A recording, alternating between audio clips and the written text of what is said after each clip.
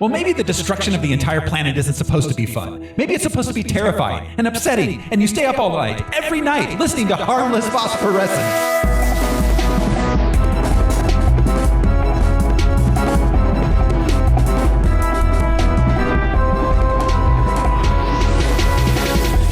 We'll keep you safe. It's our job. No, that's a lie. Hello, everyone. This is your host, Thoreau Smiley, and the Molly's just kicking in. I timed that shit perfectly. Who's joining me this week? Hey, I'm Josh Cece, and listen to the goddamn qualified scientists.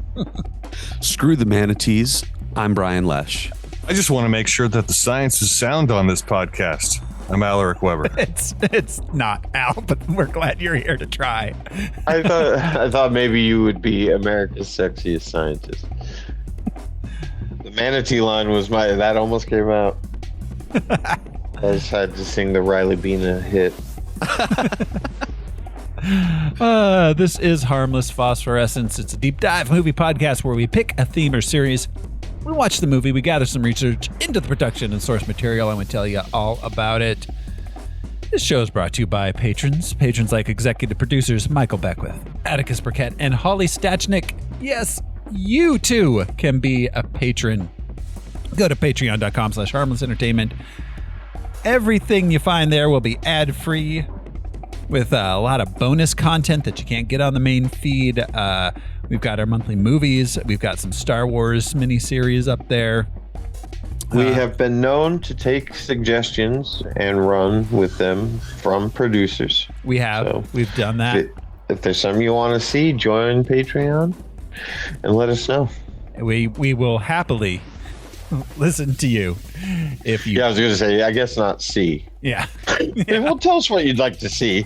Yeah. And then take our word for it. Well, yeah, exactly. So patreon.com/harmlessentertainment. We just had our monthly movie go up that was Crawl.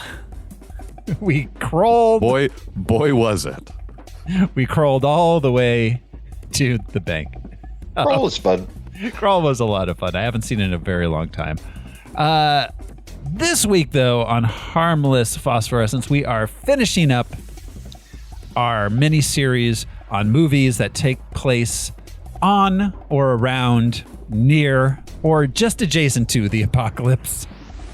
Mm-hmm. It was our Brian choice series. We're finishing it up. Next week, we'll be going back to them superheroes. But we're finishing up this week Josh's choice of the Brian choice series. And the movie we are watching is Don't Look Up.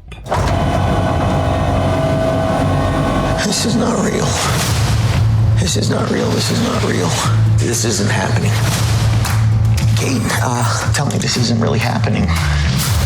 I hear there's something you don't like the looks of. We discovered a very large comet. Oh, good for you. It's headed directly towards Earth. This comet is what we call a planet killer. At this exact moment, I say we sit tight and assess. Sit tight and assess? Sit tight. And then assess. The sit tight part comes first, then you gotta digest it. That's the assessment period. This is the worst news in the history of humanity. He just blew us off. What are we gonna do? We have to release the information. So we just leak it. Our guests today have made a pretty big discovery in space. How big is this thing, though? Can it destroy my ex-wife's house? Is that possible? There's a 100% chance that we're all going to die. Hey. Well, the handsome astronomer can come back anytime, but the yelling lady, not so much. We're gonna get the news out there, one way or another. It's real and it's coming. FBI! Jesus Christ, you could have just called me. This comet contains $30 trillion worth of material. What do trillions of dollars matter if we're all gonna die? Oh no, what if we're rich? That would be terrible.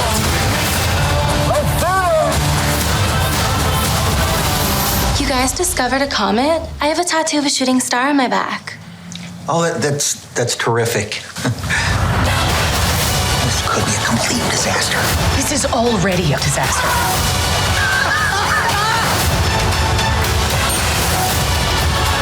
You know that girl from Live TV said we're all gonna die? No. Yo, bro! You'll never take me alive! There it is! Giant comet! Boiling its way towards Earth! Can you see it? I can't! My head is in a bag! I did have the FBI put that bag over your head. They don't do that. The CIA does, but I made them do it. You know, I had a feeling. It's a good feeling because that is what I did and it was very funny and cool. Don't look up. I like the use of ELOs. Don't bring me down. Yeah. Yeah. That was a good trailer. Is that the new trailer song? Yeah, does it pop up a lot? The only one that I could think of was the new Running Man. Oh, that's right. Yeah. Yeah. I, for one, can't get enough of taking an old pop song and turning it into a slow. I do love epic. ELO. Yeah. Oh, yeah. Can't go wrong with ELO. So, yeah. Brian. They did a good job marketing this movie, I think. For a Netflix movie, there was a bunch of hubbub around it. Thoreau will tell us, I don't know if it was the direct follow-up, but The Big Short was such a big deal. Hollywood loved that. And he did a lot of the same techniques. Yeah. Yeah. The smash cuts to just non sequitur things happening around the globe, or, like a bee. Yeah. And then an Asian person. It's the Kiwanis-Kwatsi editing style. Yeah. Yeah. Excuse me. Yeah. This was released December 10th, 2021 in theaters for 2 glorious Netflix weeks. In order to make it eligible for awards consideration. Running time of 138 minutes. It cost $75 million. It made $791,000 for Netflix, which, okay. That's in box office. That's in box office. Right? Yeah. They estimate that it had 111 million minutes Views. watched its first week, because they go by hours. 111 million hours watched, which I don't understand because it's a movie. So, but which means, that's an odd metric. Yeah, that's what they do everything by, and it doesn't really make a whole lot of sense because nothing really is an hour. But 111 million hours watched. It's roughly 50 million people viewing it. Yeah, or 50 million views, give or take. I guess they probably calculated in people who watched half of it or some of it. But you would think it would be the clicks on, you know what I mean? Yeah. Yeah, exactly. But so, I mean, by all accounts, it was the most viewed Netflix film of all time when it came out.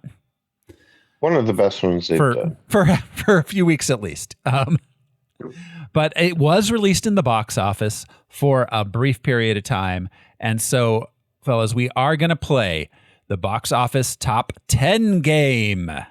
This is the game where I will describe the top 10 movies of the week of December 10th, 2021. And these guys here are going to try to guess what movie I am describing. December 10th, 2021. That halcyon time. Remember when? Yes. 400 years ago. Little girl. Yeah, exactly. There are, again, a lot of movies we covered on this podcast in this. So starting at number 10 at the box office for the week of December 10th, 2021.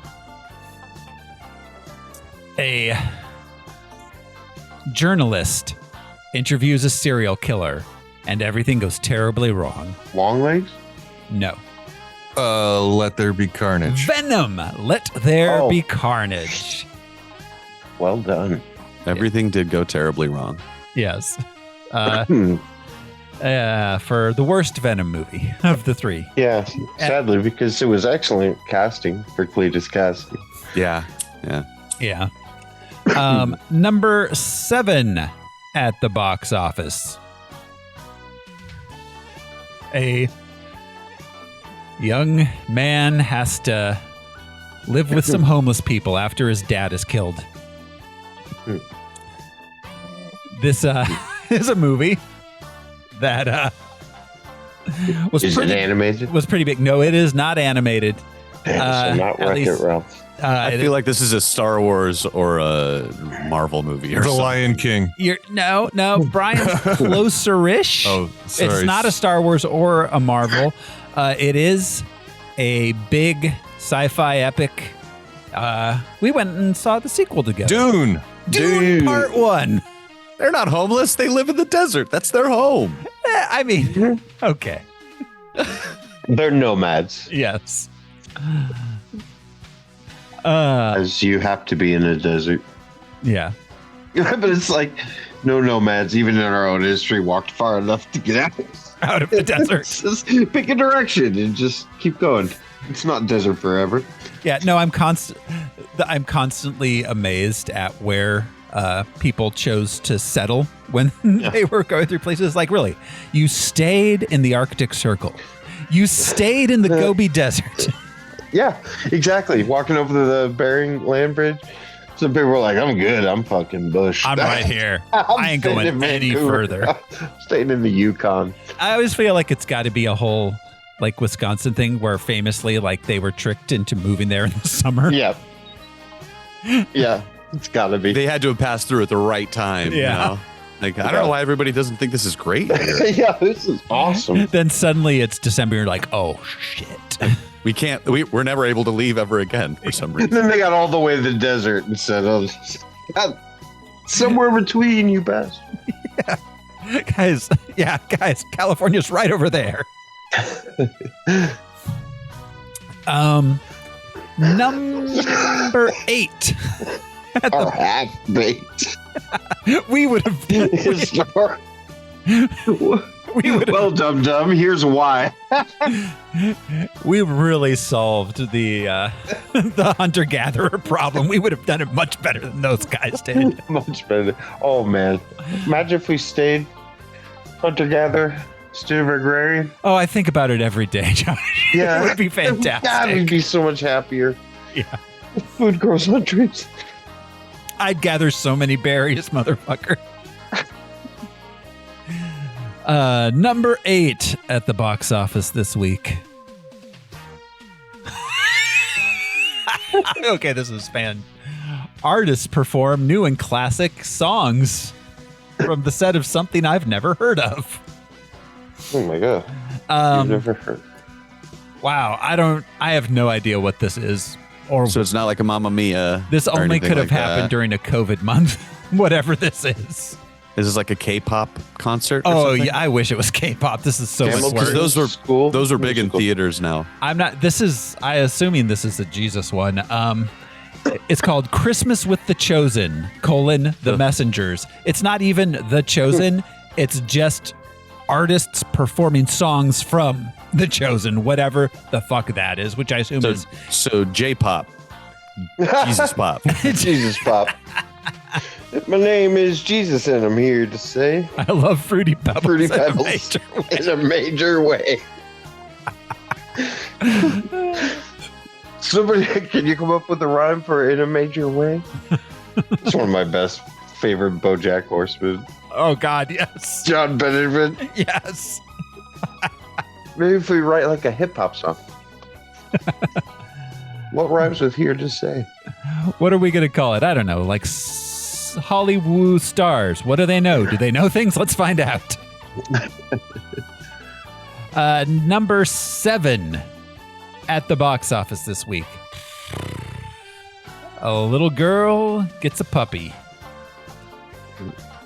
It is almost a comic book movie. Almost. Is it Annie? Oh, Clifford, the big red dog. The big red dog. Far out. I every time I think of Clifford, I knew these two sisters who would talk about their cycle and whether or not Clifford was in town. Oh God. Oh. And always, every time I see the big red dog, I'm just like, dear God. Couldn't have stuck with anti-flow, huh? Yeah. You know, some people make a lasting impression on you, and that was their impression on me. At number 6 at the box office this week. It's a prequel to a long-running sci-fi series. It's got the silliest name of all, and it's America's premier director. Is this a Star Trek movie? Oh no, not even. They even lost that guy. Wow. They don't even have the director anymore. It's just produced by him, Paul W.S. Anderson, not PTA. Yeah, Paul right. W.S. Anderson, the other dude. The dude who made this series with his wife, who is no longer in this. It's based on a video game series, a popular horror survival game. Resident Evil? Resident Evil, welcome to Raccoon City. Oh my gosh. You mean Pawnee? Yeah. Look, the raccoons have their side of town. We have ours. I never got into those games. I don't like the jump scare game. He was married to Mila. Yeah. Somehow kept that going. Those terrible, terrible movies. Raccoon City. Yeah. Which, I mean, it's fine. That's from the game. Someone got paid to. No, I know. It's just a funny name that movie. String of words. Yeah. I still prefer Monkey City. Monkey City. Monkey City has a lot less of rifling through your garbage. No, yeah. This more rifling through your pockets. Yeah. Number 5 at the box office this week. This is a movie that we covered. It's I need more. Yeah, I know. The Flash? No. Memories of things that didn't happen. No, it's about a multicultural group of friends. The Eternals? The Eternals. Yeah. Have you guys seen the Kumail Nanjiani bit about the Eternals that he did on his stand-up? Maybe. No. He was like, I saw some of. He was like, people keep saying, "Oh, Eternals was a flop, and you want us to feel bad." No, I don't want you to feel bad, but I get to feel bad. I'm inside here. Or you talk about why he got buff, and then like, why are you still buff? Yeah, because fuck you. Yeah. It's like, I'm the only person in all of history who ever got made fun of for getting buff. For getting healthier. He was on Hassan Minaj, and it was really cute because it was like a Pakistan-India summit. They kept joking around about it, and the two of them really like know each other well, and it was a cool interview. I recommended listening to it. But he was in Fallout recently, and he got to be the buff hero character and show off his arms, and it made me feel good for him to see him like in a tank top, with like a big piled up greasy hair. I was like, good for him, and that chiseled jaw now. I mean, I understand the difficulty in taking that first step, but who would get into that kind of shape and be like, oh, wish I'd never done this? Right. Well, they say that it's all I have to do is XYZ to maintain it. Well, they say that it's hard to stay that shredded, I'm sure it's hard because you have to have like paper thin if I skin. was already there, yeah, you know what I mean. Like, look at me, I'm a Happy Meal. But it's like buying a classic car. You have to pay for the maintenance. Yeah. Once you get, I'm maintaining this. I'm paying to keep this up. But you can throw McDonald's in that it's thing. It's like, you don't have a roll. Why didn't you? Who do you? It's like, who's ever gotten into shape and been like, why did I do this? Yeah. Number 4 at the box office this week. An outsider from humble beginnings marries into a rich family, But her Crazy Rich Asians? Nope. No? Her unbridled ambition begins to unravel their legacy and triggers a reckless spiral of betrayal, decadence, revenge, Gucci? and murder. House of Gucci. House yeah. of Gucci. House of Gucci. Not bad. They're all Yeah, great. it was all right. I wanted more. Accents. Some good The movie. performances. Yes. Yeah. It was it was one of for some reason 2 Adam Driver movies where he did insane Italian accents that came out around the same time. Yeah. I just think of what's it called, Inglourious Bastards every time. Yeah. At number 3 at the box office this week, a single mom and her 2 kids arrive in a small town. And Ghostbusters Afterlife. Yes, Afterlife. indeed. Ghostbusters Afterlife. We did that, right? We did all the Ghostbusters. Bustin' made us feel good. I did not hate Afterlife. I didn't hate Afterlife. I hated Frozen Empire. That one, I didn't hate it. It wasn't good, though. It wasn't a good movie. No. You know, like a ghastly rendition of a actor who's been dead for a while? Yeah.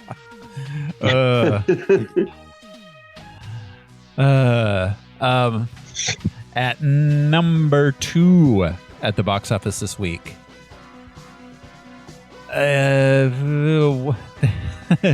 It's a movie about a kid who feels like an outcast until they discover they're special.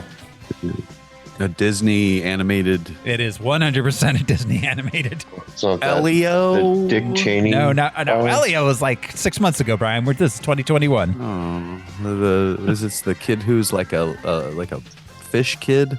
Oh yeah, is The it? kid who's a fish kid. Yeah, but it's Italian as well, right? Yeah, no, that's not it though.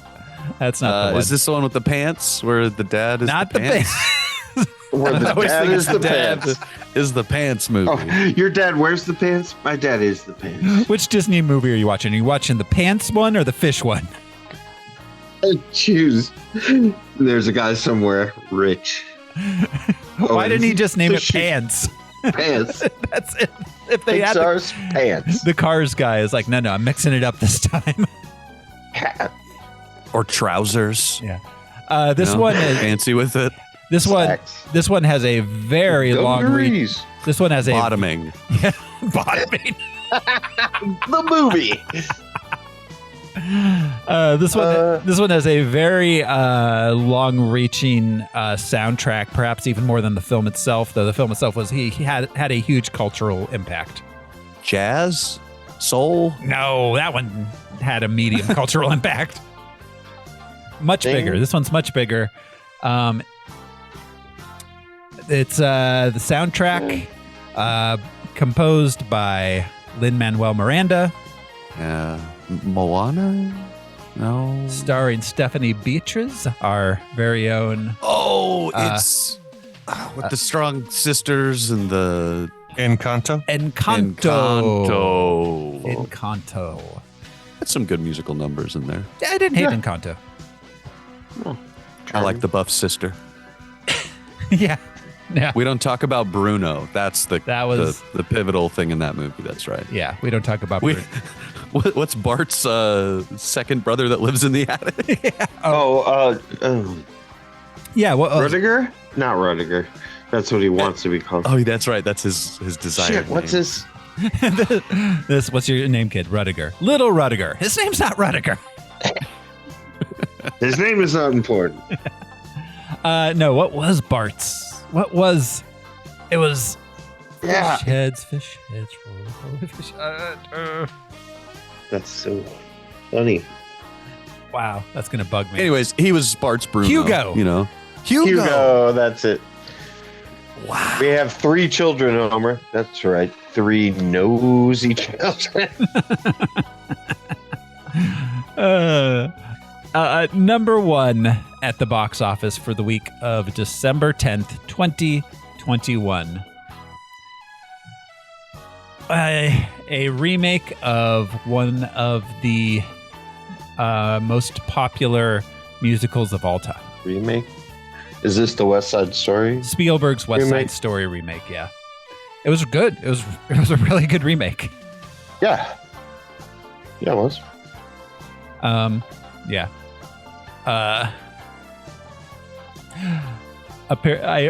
Talk about Lin-Manuel Miranda. He told a story about how he went to visit Spielberg on the set of this while he was personally making that one music with like The Heights, whatever that musical was he made. Was it The Heights? In or the is Heights. that or in the Heights is his just Bronx The Heights was musical. that early 90s Fox. The Heights. Drama. It was like a Melrose Place thing. Yeah. But he went to Steven Spielberg and he was doing The Heights like in like a soundstage, and Steven Spielberg just shut down the entirety of the Bronx to film. Yep. And he was like, "Oh, okay." It really looks so good. Yeah, I kind of feel for Lin-Manuel Miranda a little bit because that's unfortunate to be like, yeah, I wrote this thing and it's incredible and I'm at the height of my fame, and Spielberg's like, I'm just going to remake West Side Story. And it's going to be so much more successful than the thing he made. It looks so good. It's such a beautiful movie. Heights. Oh my God. How do you talk to an angel? That was actually a hit. That was Casey Kasem counted it down. Okay. Wait, was that the theme to The Heights? Yeah. Oh my God. Yeah, I don't know the show, but I know the song. I don't really remember the show either, but the titles had like them walking down the street like a band apart, kind of like they're all walking abreast, because that's how we all walk with our friends down the street. Yeah, in a line like that. Abreast, just shoulder to shoulder. There was like, especially if we're a shark or a jet. Yeah. The main dude in that was like, wasn't he didn't he go on to do something? Yeah, it was some longer. Yeah, was he James? Jamie Walters. Oh yeah, Jamie Walters. Oh my God, let's leave The Heights. I'm sorry. Yeah, don't look up. Yeah, it's a show I watched like 2 episodes of, and I was like, this may be too I just much. remember the commercials. Yes, so much. So, all right, that is the box office top 10, which brings us to the production of the film itself. Don't Look Up was written and directed by Adam McKay. Adam McKay, of course. This is the first one of his that we did. He's got his start as a writer on SNL. He was a head writer on SNL in the late 90s. I think of TV Funhouse is where I remember seeing his name. Yeah. The Will Ferrell years. He was famously good friends. Cowbell and Yeah, that era. That's when he met Will Ferrell, and Will sort of became his muse. Yeah. And Step Brothers is one of the funniest. I mean, it entered the comedy echelon. Step Brothers, quickly. Anchorman. Oh, right, Anchorman. Yeah, those are like the two. Yeah. But yeah, of course, he also did Talladega Nights. The other guys, he did a lot of Will Ferrell movies, of course, in the 2000s. But he and Will Ferrell famously had a big falling out, which is when they stopped working together. He and Will started Funny or Die, and you remember the Pearl videos? Yes, with his daughter, drunk landlord. Yeah. And she's been in she's in Step Brothers. Those are so cute still. I know. With punching the phone book, right? I want my money. Yeah, she's the bad guy. Give me 4 beers.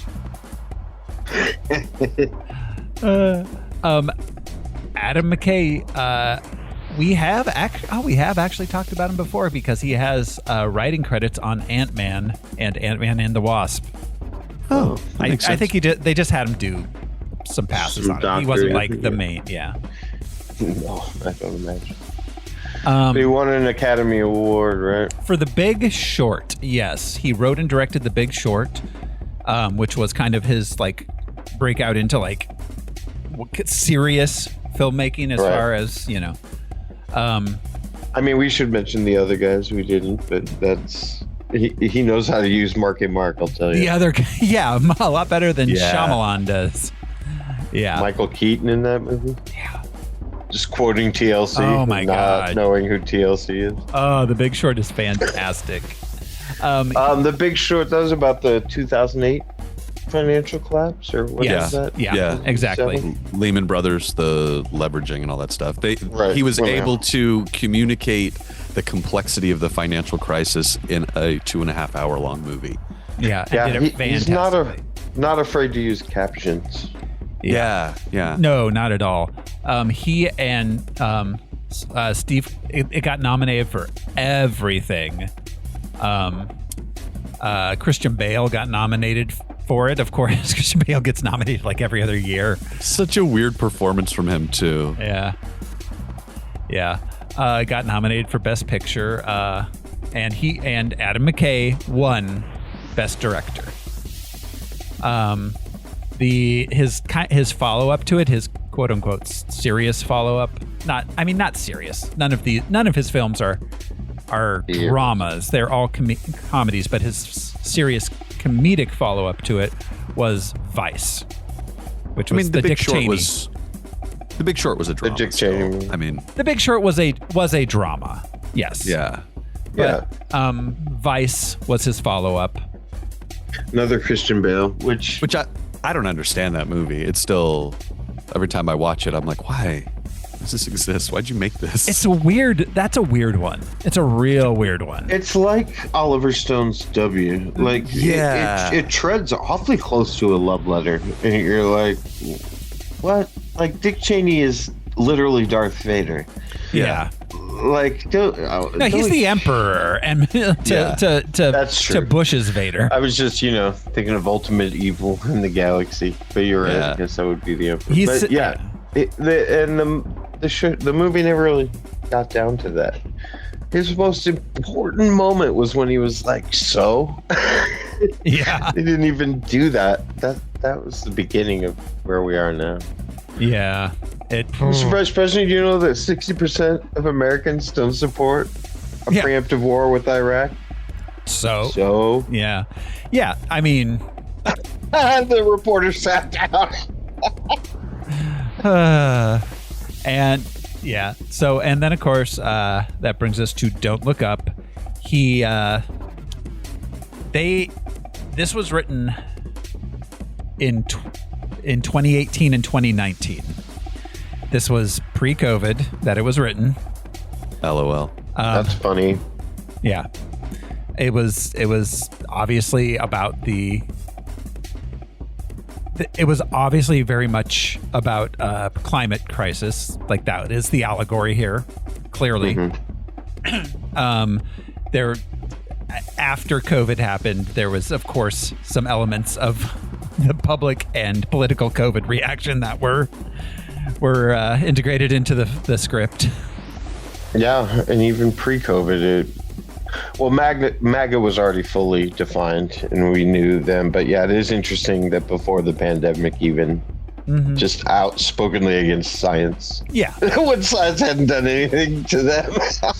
Like the pandemic, that gave him an excuse to hate. He does a good job experts. of like capturing the oppositional nature of the right, like in our current cognitive dissonance. Yeah, and just the they said this, so we're gonna say the opposite. Yeah, like no matter what it is. Well, and the pure the pure selfishness of it. I only do things that benefit me. It doesn't really matter what the actual action is. It just needs to benefit me. Whatever it is, I'm against it. Coupled with the bottomless power of belief. It's like one thing to have belief when we're all bound together. It's one thing to have belief and it's just you. It's weird. One thing to have belief, it's one thing to have faith. Yeah. Faith is based on zero. Yeah. Belief, like I believe water's wet. I have come to accept that belief. No, it's not wet, Josh. It's not wet. It's I'm not dry. wet. Yeah, I'm not currently wet, therefore water is not wet. But yeah, there we go. The cognitive dissonance, and it was already so foundational. Now it's wow. Oh, it's we are living. The world is flat again. Oh, yeah, vaccines are evil. It is the stupidest timeline, and I hate every second of every moment that I'm awake. Yeah, and we sober. could just go on for hours. But anyways. So the first person he wrote it with Jennifer Lawrence in mind for that part. She signed on very early on. She crushes it. I mean, you can tell it's for her. This is my favorite, I think, role of hers, for sure. She is fantastic in this. Her sarcasm is the best. Just her fucking reactions to the shit happening around her. Yeah. Are you crazy? Are you insane? Yeah, no, she is the voice of reason far more than Leo is in this, because Leo... Oh, yeah. Well, go ahead. I just say perfect, like, audience perspective character. We get to see her reaction kind of mirroring us going, the fuck, are you kidding? What the fuck? Right. You don't always get that in a movie like this. And she represents the rational American. You know, she's educated. She knows what she's talking about, but she doesn't present that. She's a very ordinary... So you have the scientist aspect, then you have the rational, like, what the shit? Yeah. I at no point saw does her, go ahead. I was say she makes no political proclamation in the movie. No. Just big rock. No. Coming. And that's what's funny with her parents, you know. Yeah. Right. Well, no. The fact that that's the whole thing. That's the thing. The fact that big rock coming to kill us becomes political. Yeah. The fact that the Earth is going to become uninhabitable for humans is somehow political. Like, guys, that's not political. Let's just fix. It's a situation to fix. Well, anyway. We'll get there. We'll get there. Anyway, so also with the writing credit on this is David Sirota. David Sirota is the one who gave Adam McKay the idea. He asked Adam McKay to write a climate change allegory film. David, and then in their talks, he said he used the metaphor of it's like a meteor's coming to hit the Earth, and we're all arguing about whether we should do something. And Adam McKay said, "Say that again." I'm glad that David Sirota has this to his name, because I've been reading and following him for over a decade, and God, he's insufferable. He seems insufferable. He's a political speechwriter mostly. Yeah, he's the worst. He's like, I agree with him on a lot of his views, but Jesus, there's a lot of people who I agree with them politically on their views that I don't want to hang out with. Yeah. But I mean, that's the American process with everything. Like, we will argue about what started the house fire while the house is on fire. Mm-hmm. It's like, put it out and then figure that out. But they'll argue over it. Yeah. It was the Republicans. It was the Democrats. The house is burning. Yeah, exactly. Sirota, he was a Bernie Sanders speechwriter. Just does some left-leaning podcasts. Like, he's that guy. He's like a Favreau. He's always been an outside the Democratic Party kind of like consultant guy. They bring him in from the far left to like consult the Democratic Party. Yeah. He's part of the establishment. He's fine. Yeah, whatever.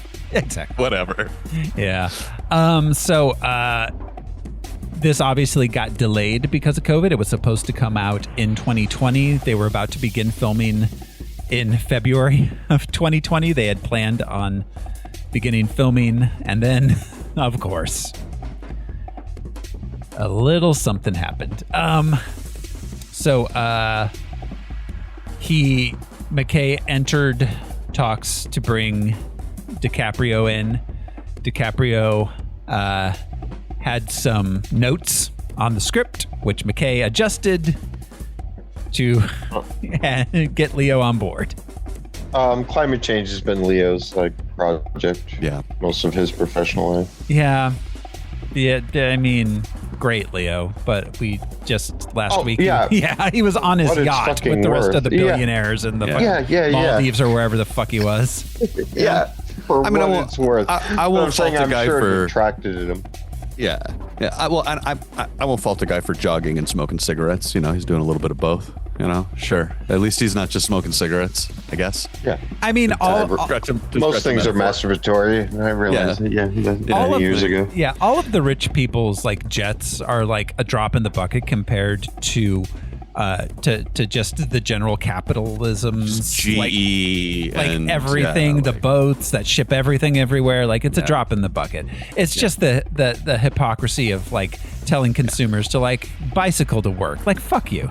That's what it is. It's the preaching to the choir shit. Like, suck a fucking dick and die. All you have to do is buy this water purifier. All you need to do is have the performance. It's condescending. It's condescending, and the like performative recycling is all we do. Recycling does not recycle. Especially in Tucson, we don't separate it anymore, but we still have our bins. Yeah, and the bins go directly to the landfill. Good.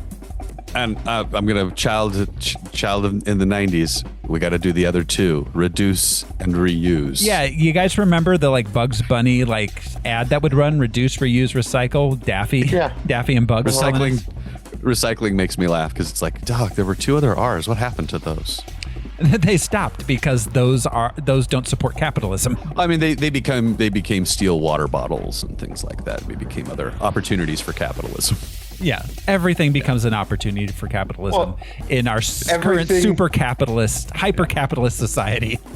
Well, and everything in the grocery store, including peeled oranges, are under plastic or in plastic. But they want to charge you 35 cents for a plastic bag in some place. Peeled bananas. Peeled bananas in plastic I've seen. Yeah. Really? Yes. And I hate plastic bags. I hate them. But it's funny. Weird, you know, like Brian. everything in here. Everything in here is in plastic. Everything's in plastic, and plastic is in all of us. So. Oh yeah. Oh. It's what God intended. What they tested on us. Don't even start. Yeah, tested on us. Just the microplastics that are like. That's what I mean. Yeah. Cutting boards. The boomers had leaded gas. We've got microplastics. Yep. Brain and balls. Yeah. So, on that note, this movie was originally supposed to be a Paramount film. It wouldn't be today. But it got bought by Netflix instead, with the understanding it would have a 2-week theatrical release in order to qualify for awards, which it did. It was nominated for many awards, won a few. As far as the Academy Awards go, it got picture, screenplay, score, and editing nominations. Didn't win any of them. A bunch of Golden Globes too. That was I mean, I don't know that it was an award-worthy, stop the presses kind of production. It wasn't. It would have been weird if they flooded him with Oscars again, like the Philadelphia Forrest Gump situation. Yeah. Really? You think this is as good? Yeah, it was. It was a weak year. 21 was just off COVID. It still wasn't back. 22 was the year that Oscars really came back. Well, and when did Jojo Rabbit come out? I was like 19. That was 19, 18, I think. But that to the comedy in the contention for an Oscar, like it makes sense for them to be like, let's try it again. Maybe they're in the mood for that kind of thing. Yeah, Oscar comedy. Makes sense from that angle, I guess, if you're looking to have an award-winning tentpole movie for your. The Academy loves anything that's based on a true story. Yeah. Whereas this is hypothetical, and so that treads the comedy area, and the Academy doesn't like that shit. Well, and Leo doesn't make a lot of movies that don't get nominated for Academy Awards. Yeah. He's it's been quite a while since he's been like, I'm just going to make some movies. Yeah. He hasn't entered his depth. Well, and they brought on heavy hitters like Timothy Chalamet, Yeah. Timmy Tim. Oh, man.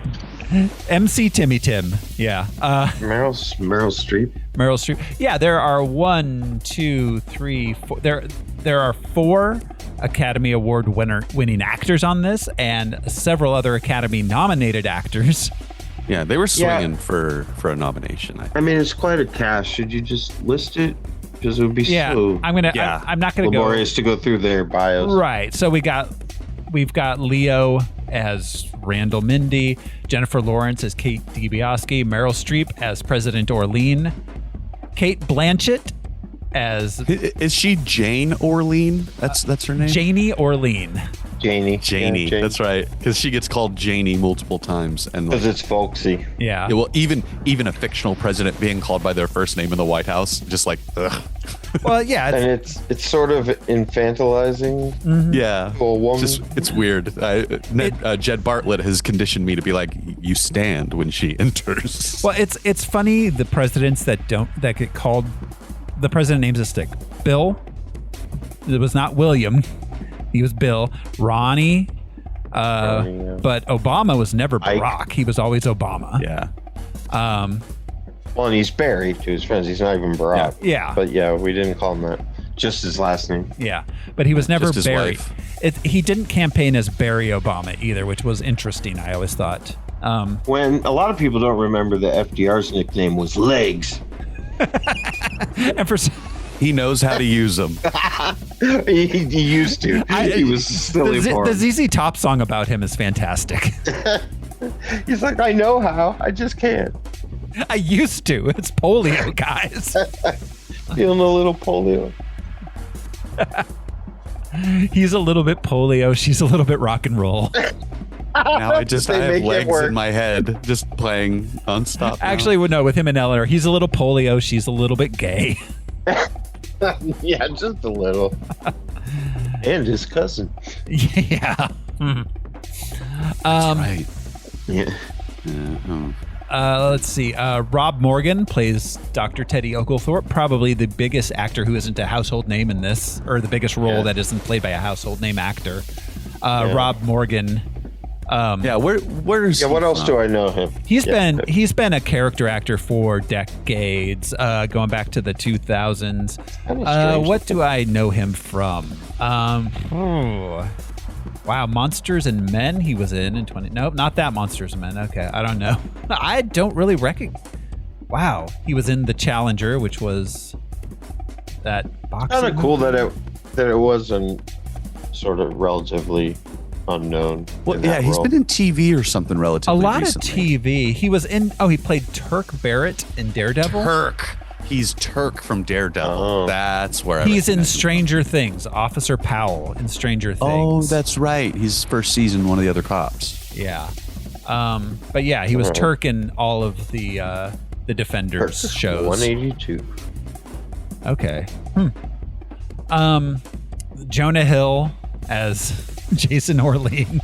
Yeah, perfect. The son of the president, and yeah. Honestly, probably the funniest he's been in a long time. Yeah, a long time. The directors that know how to use that little sarcastic, bitchy. Yeah. Like, he was great in Wolf of Wall Street as well. Like, I think some directors are not in awe of him, but know how to use him. Well, and I thought it was interesting considering Wolf of Wall Street. So much of what I thought was good from him in Wolf of Wall Street was his chemistry with DiCaprio, and I think that this just proves that it wasn't necessarily just his chemistry with DiCaprio, because he's doing the same thing with Jennifer Lawrence and getting the same kind of performance. Yeah, he has an odd chemistry. Yeah. Yeah. He's easy to just like roll your eyes the moment you see him. Yeah, you takes instantly himself know. way too seriously for where he's. But also, it's just like he's obviously playing, the equivalent of Don Jr. I love just to Jonah Hill, the arc of Michael Cera now kind of having this soft landing, because they're both my age. So having the soft landing is like a 40-year-old who's like, yeah, I'm kind of chilled out. I make movies now. Jonah Hill's life is like in turmoil, but he was much more famous and much more like, normal guy. It's very interesting to see that. I think his aspirations might have gotten the better of him. Yeah, definitely. Michael Cera knows who he is. Michael Cera doesn't want. Yeah, Michael Cera. He knows what he brings to the table. Never stop. I think hey, buddy, you alone? Almost always. He seemed to have prioritized his interior life a little bit more, as like, how do I cope with not being a superstar kid, Yeah. His he has other interests as well. His one scene as Andy and Lucy's kid in Twin Peaks: The Return is out of control, insane. Michael Cera. Michael Cera, Have you heard his story about meeting David Lynch for that? No, I haven't. I guess they were at an event and Lynch's assistant came up and was like, "Would you like to meet David?" Like, yeah. Oh, of course. Here's this phone number. Calls it, and a couple of weeks later, they go to like a meditation retreat with him.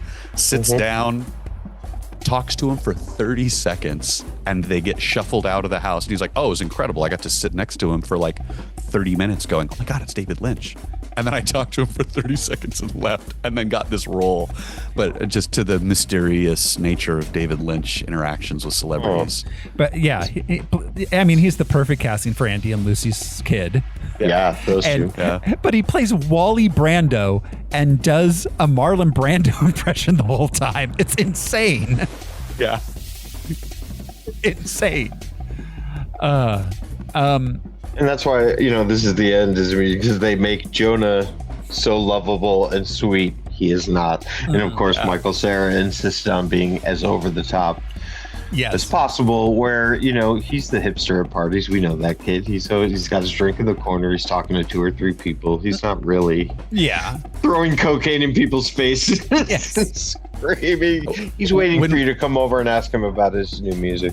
When we get to the end of this episode, I think we're going to talk about our movies that we watched, but I would have loved to have done This Is the End, because that fits. That would be a good one. I didn't the think of uncut it. version. The uncut version. Oh God. The theatrical is just ridiculous, but the uncut. Yeah, the unrated version is that. I don't think I've seen the theatrical version of it. Maybe Jonah, in you're an theaters, Academy Award nominated person. Fatalities. Oh man, yeah, know that. Yeah, the only one they didn't write for or try to make a different version of him, Danny McBride. Yeah. That's where I first saw Danny McBride. Yeah, I think, was in that movie. The behind the scenes, they're all like, "Yeah, that's Danny. There's nothing you don't have to write. Like, there's not a version of Danny. Yeah, like there is a James Franco or a Jonah." That was the movie where I was like, "Oh, Channing Tatum actually might be really fucking cool." Like, he's so funny in that movie. Oh, Emma Watson in that. Oh God, yeah. Oh, he's talking about putting off a rapey vibe. Rihanna too. Rihanna's so good in that movie. Right. God. Oh my God, where she slaps Michael Cera. Shut up, Jason. We're playing a game. And Jason's just like, I'm on TV. So all right. This is the end. Not this is the end. Don't Look Up. Our cast. Mark Rylance plays Peter Isherwell, who is somewhere between Steve Jobs and Elon Musk. Yeah, kind of. Or Zuckerberg a little bit too. Some Zuck in there, yeah. Some Zuck in there. Who the fuck is this Zod-looking guy? Who is so this guy? he right around this time we learned who he was because he won for The Outfit. Oh. Where he's like a tailor that's forced to, like, he's holed up with a couple of mobsters. Yeah. So he won for that, and so he was hot for a minute. But he has been a he's a Shakespearean trained. He's been around.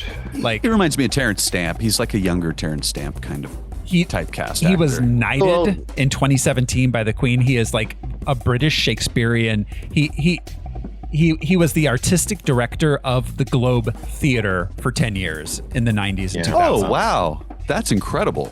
That is amazing, actually. Cool for me. I wonder if some of these choices were his own, because this character is very, despite being based on so many, is so unique. It's like the voice. What a voice. But you instantly know what he's doing. You instantly see what's happening. Yes. Well, and honestly, I just want to give credit to the the costuming prosthetics team. The veneers in this movie do so much work. I've never seen teeth, besides maybe the Queen movie, do so much in a movie. Right. I think he's making that point that that's one of the first things celebrities pay to get done. To go. I love that in 30 Rock where Liz is offended by like, how do you know I'm not rich? Tracy's like, your teeth. Yep. Rylance won supporting actor in 2015 for Bridge of Spies. Oh, right. Oh, that's okay. right. Yeah. Yeah, I think him not having a British accent just made him so enigmatic because his voice was very like, boy. He's very Mickey Mouse. Yeah, like Yeah. Mouse. It's me. Yeah, like he's in a room where helium's been slowly leaked in by the trees. He's a Grammy away from being an EGOT. Really? Yeah. Wow. He should have been on that Ariana Grande tune for the movie. Right. Yeah. Or do a comedy album. Yeah. Yeah. How Whoopi got hurt. Yeah. Exactly. There. I think Mel's an EGOT, right? Yeah. Yes. Oh yeah. Yes. That's the Grammy 10,000-year-old man, though. I think is how he got No, it was his- the producers. Really? Oh, I'm thinking of the record though of his. Oh yeah, I have a copy of 10,000-year-old man. Yeah, 2,000 years. because that's like 2,000 years. quadrillion platinum at this point because it's 100 years old and still getting spins. There's a new doc about him coming called The 100-Year-Old Man. Oh, I'm excited. Man. Tyler Perry plays Jack Bremer.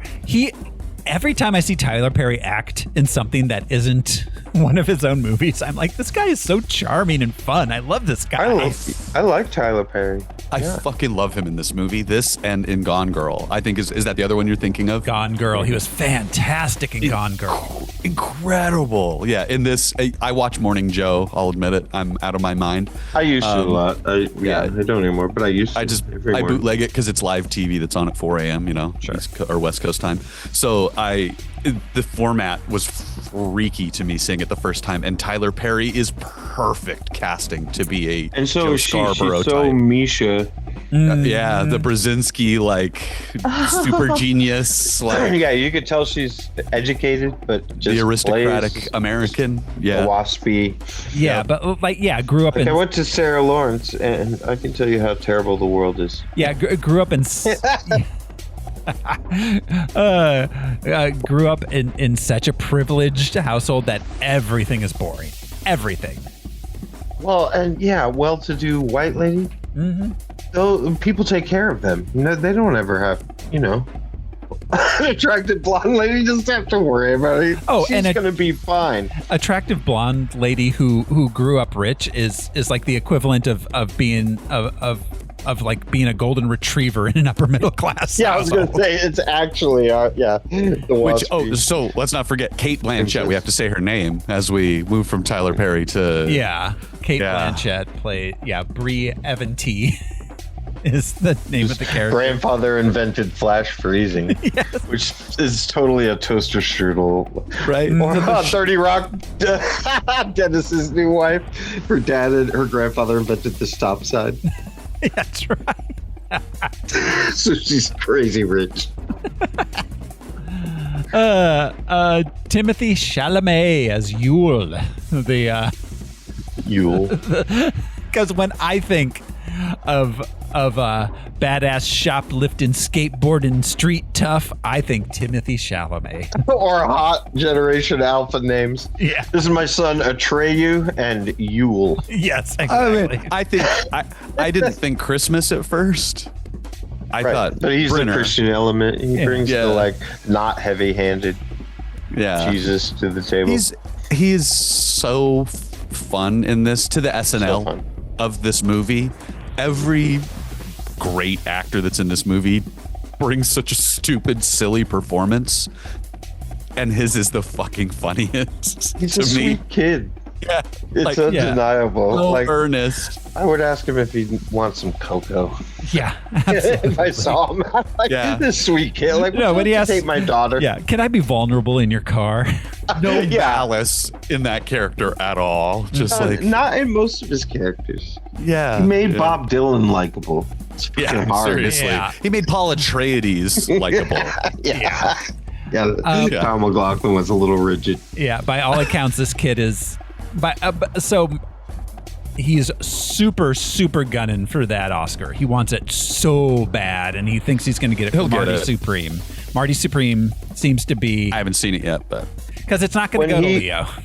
When he was on SNL and he was promoting the Dylan movie, his second he was also the musical act. And the second song he got up and did was not in the movie. It's off Highway 61 Revisited, but this is weird blues song. And he even said beforehand, he's like, we're going to try something. I don't know if it's going to work. And it was wild. Mm-hmm. It was really experimental with a Bob Dylan tune. He's a really creative actor. It's cool to see actors have like a lot of other stuff that they do and have it be like, not that I'm like, oh, I listen to his music all the time, but everything I've heard from his little like SoundCloud stuff, I'm like, oh, that's pretty fucking good, man. Like, that's cool. Yeah, let's be clear. He's got when he started out, he initially thought he might be a musician and might make it in the music industry, and he was called Timmy Tim and was marketed himself as a rapper for a brief period of time. In the late 2000s, when he was like 16 years old. So like, he's a teenager, whatever. I like Renaissance men. You talk about like a Jonah Hill. He's talented to a degree, but that's all you get. Yes. What you see is what you get. Well, and they'll try their hand at directing, which I respect. You're an actor, you want to get behind the lens, that's cool. But to see like, oh, I came to acting with a bunch of other artistic endeavors already. It's not like, oh, like it's like Bruce Willis and Keanu Reeves being like, no, I also play in a band because I like doing that. Well, and even the worst music is sincere. Yeah. Person making it, the dudes that wrote Pac-Man Fever fucking meant it. So it brings the sincerity to the table of acting.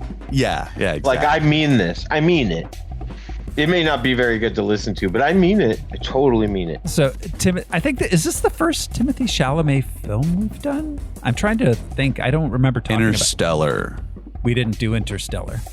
We didn't do Interstellar? We did not do Interstellar. Quests? That's a Galaxy Quest. Interstellar is a Galaxy Quest. I feel like we had, though. I can't think of one. I mean, maybe. Did we do the Dunes? We didn't do the Dunes. We just saw the Dunes. We saw the. We did the first. We did the 80s Dune, but we didn't do the new Dunes. Well, we record the show on Sunday morning, so I know we've talked about almost every single SNL performance that he's done too. Sure. Because I don't miss those anymore. I've learned that lesson. So, okay, I'm going to go a little bit into Timothée Chalamet because I think it's funny. Not funny, interesting. So Timothée Chalamet, his parents, his mom was a Broadway dancer. His dad was a French journalist. He grew up in Manhattan. His uncle is Rodman Flender. Of course, Rodman Flender. The Rodman Flender? I call him Rod. Who was a producer. He worked with Roger Corman in the 60s and 70s, and went on to direct a lot. He directed Leprechaun 2, Idle Hands. Oh, that's a fun movie, actually. Yeah, and a number of TV shows, including The Office, Gilmore Girls. Gilmore Girl. So Timothée Chalamet, while not exactly a Nepo baby, is kind of born indirectly. I was going to say, it gets you into meetings. It gets him into meetings, and he grew up, he was in the Manhattan Plaza in Hell's Kitchen, which is an artist's colony in Manhattan. Like I said, he did think he was going to... Kind of like Tribeca. Yeah. Sort of thing. Yeah, exactly. He did think he was going to be a musician, and then, quote, was inspired by Heath Ledger's performance as the Joker to pursue acting. That is the most Gen Z shit I've ever heard in my entire life. 100%. I mean, you could do worse as far as an example of acting. Yeah. Truly. But I mean, like, even guys my age are like, I saw Dog Day Afternoon and it changed me or whatever. And it's like, oh, okay, cool. But to be, that is a classic movie to someone that's younger than me, and it still hurts my brain. It makes me feel like you guys must feel occasionally with me, where I'm like, I don't know, I don't get it. Yeah. Yeah, it's he is a millennial, a late millennial, but he is one. He's barely. Yeah. He's on the cusp. Just barely. Yeah. He went to the Fiorello LaGuardia High School of Music and Performing Arts, FAME. He went to the FAME school. And then went to NYU to study acting. It's funny it's named after LaGuardia. He had zero to do with the arts. Yeah, no, LaGuardia was not like an arts guy.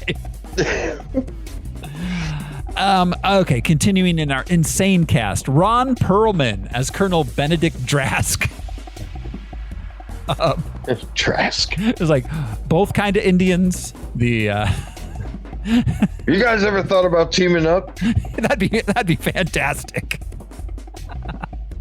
Yeah, it's a different generation, but I love that because people excuse boomers for that shit. Yes, like, it was not a different. What are you talking about? It's not the Depression. Yeah, we aren't sharecroppers, you dumb bastard. You Happy Days loving. Yeah, these are motherfuckers who were young in the 70s. Like, fuck off. Right. But it's from a different generation. No, that was racism then. Yeah. I blame it on the lead and everything. Yeah. Blame everything on the what? The lead and everything. Yeah. They were still eating lead. Whole generation eating paint. Yeah. Licking walls. Just, once a year off the good china, a little bit of radiation in your brain too. I just saw a thing. Kix put the atomic bomb ring in their cereal as a prize that had actual plutonium in it. No, it was like this. It was like a scintillating. It had. But it was reactive. But a byproduct. It had. But one of the highly radioactive. Yes. Only if consumed. And don't worry though, they made it ring-sized and put it in a box of food. They used to put radium in tonics. Yeah, that you could buy, like mercury as well. But yeah, but the ring is the glowing green bottle. You could see the particles like activating inside the ring. Mm-hmm. Yeah, it's crazy. Yeah, it maintains the humors. It does. It does. I need my humors maintained. Give me some of that fucking like alcoholic cocaine Coca-Cola back, please. Let's bring back tonics.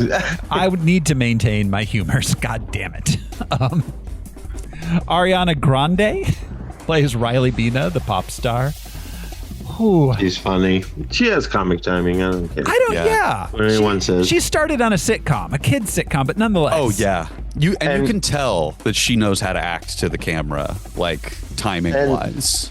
As Thoreau and I particularly brought up, but like Ella was a tween at that time, and I watched Ella most of her childhood.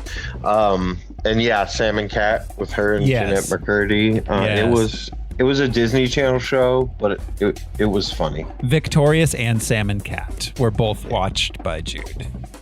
I'm a little old for that stuff, but every time she's on SNL, she's another one. Well, I just don't have kids around to see it, but every time I've seen her on SNL, I'm like, nope. Her music is fine. She's a great singer, but man, she's fucking funny on SNL. She's funny. Yeah.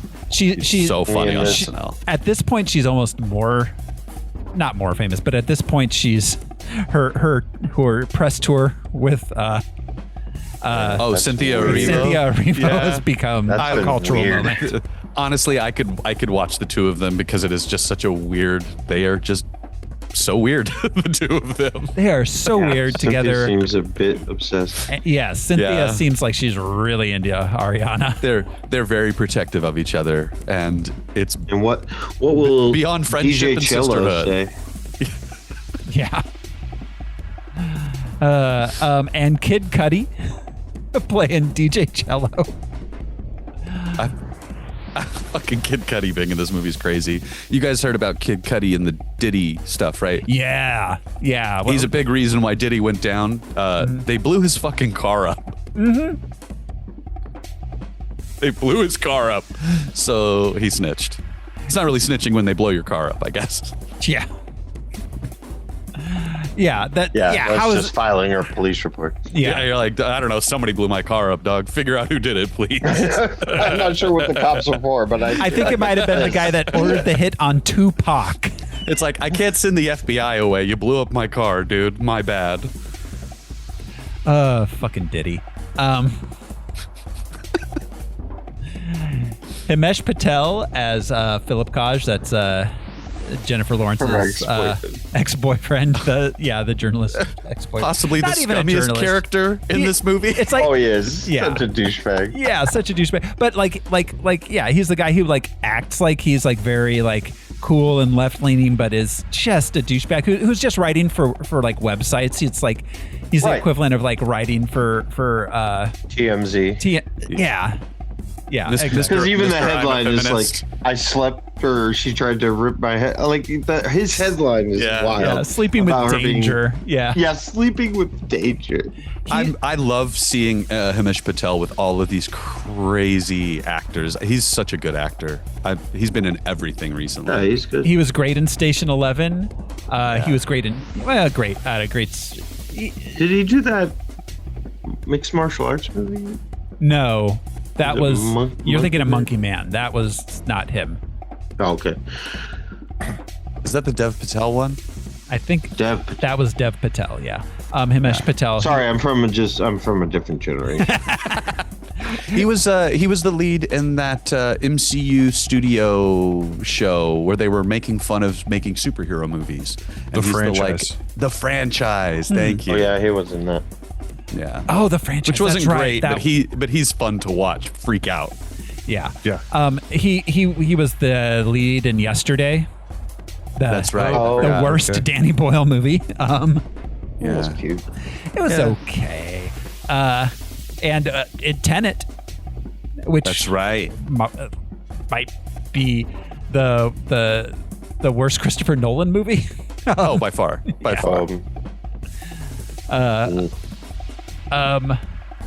And of course we got Dame Melanie Linsky. She's not a dame, but I love Melanie Linsky. I love her. She's married to Jason Ritter. Yeah. And their Instagram is adorable. Mm-hmm. I always forget she's a Kiwi. Always. Really? Yeah. She does mid-American accent better than almost anyone ever. Are you fucking kidding me? She's from New Zealand? From New Zealand? Yeah, you say it and she looks it. Her breakout was in Heavenly Creatures, directed by Peter Jackson, pre-Lord of the Rings. Oh my god.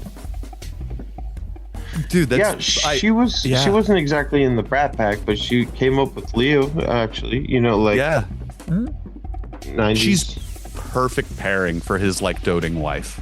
Perfect pairing. Yeah, she was fantastic. Well, she doesn't even seem all that doting, you know? We'll get to it, but the way that character morphs. But yeah, she's he's living this idealized life, and she's like, here's his boner pills, here's his this is what it takes to take care of him. Mm-hmm. Yeah. It was just a wife, just a straight up wife. Like, oh, I see. Reading Einstein's wife's letters. It's not fun anymore. Yeah, there's also but he was just a mild-mannered professor. Yeah. Michael Chiklis, who wanted to marry his wife's daughter. Wait, was Chiklis in this? Michael Chiklis played just a couple times. He was just a talking head a couple times in it. Yep. Really? He had the Fox and Friends type show with the retired congressman. He took over. This was originally supposed to be Matthew Perry, but Matthew Perry had to drop out for a medical emergency. Yeah. I find there's a Chiklis line in this that not just the answer to the question. What Matthew Perry would have been inspired casting because he's what's his name? Tucker Carlson. He looks just like him. Yeah. Yes. You know? Yeah. That's very fascinating. And I guess Chiklis is kind of a Sean Hannity kind of gruff. Yeah. Yeah, kind of.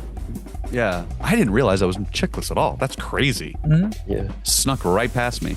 Paul Guilfoyle plays Air Force Lieutenant General Stuart Weems, the guy who charged him for the fucking best character in this entire movie. Oh, I loved the runner about the snacks.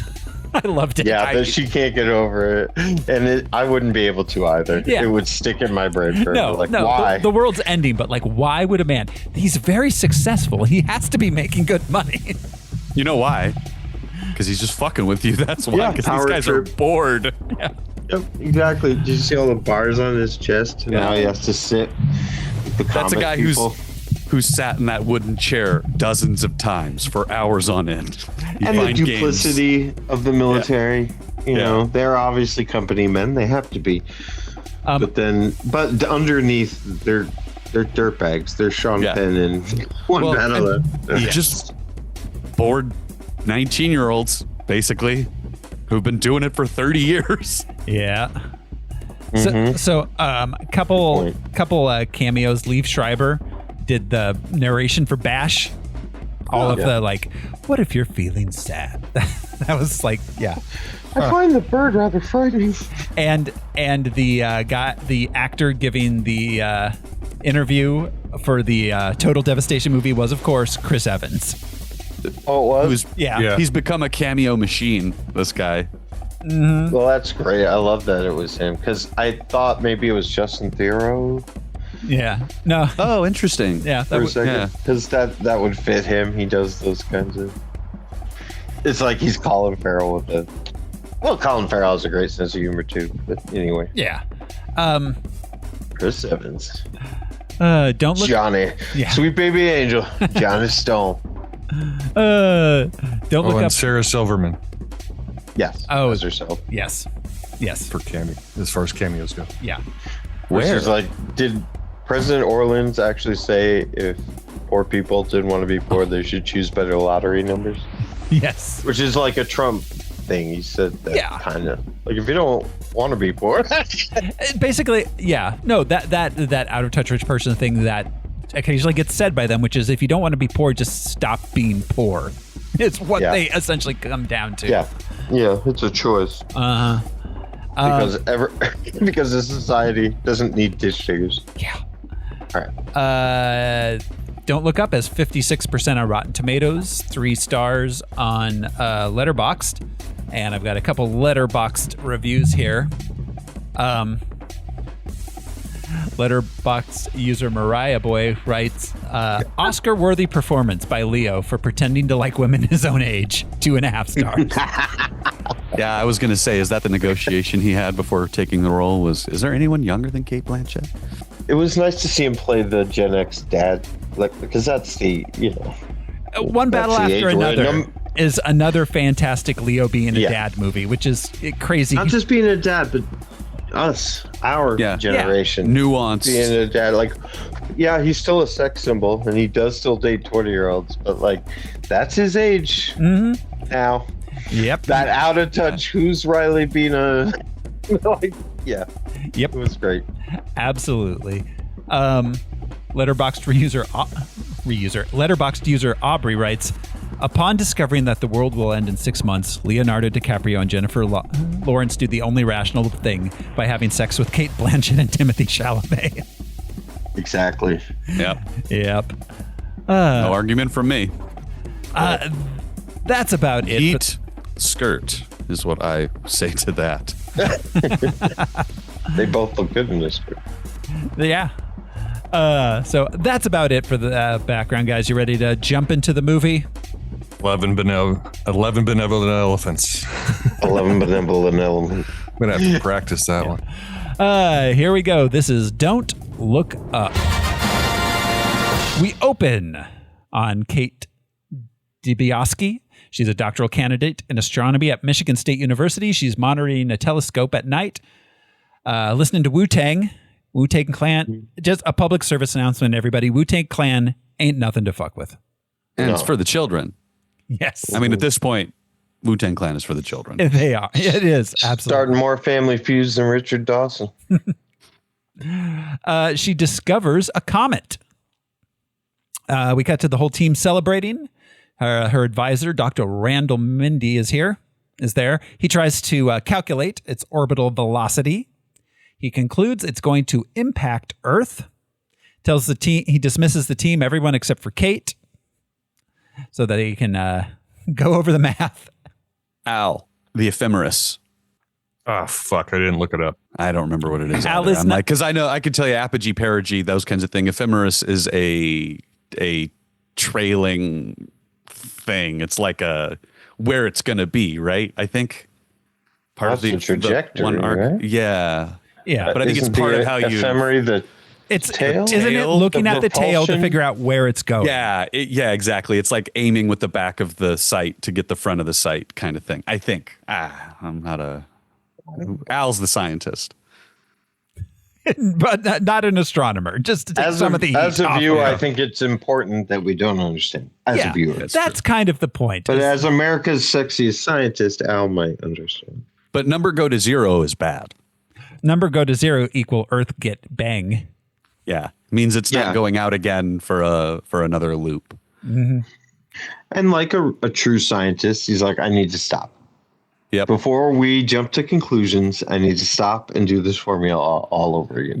Start over. I need to get a second opinion. Yeah. Being wrong. Yep. It's about being proven wrong, not right. Yeah. I do think, though, that the math was so simple. Like, they're like, all right, guys, let's call it for the night. That was him being like, fuck, there's no way I screwed that up.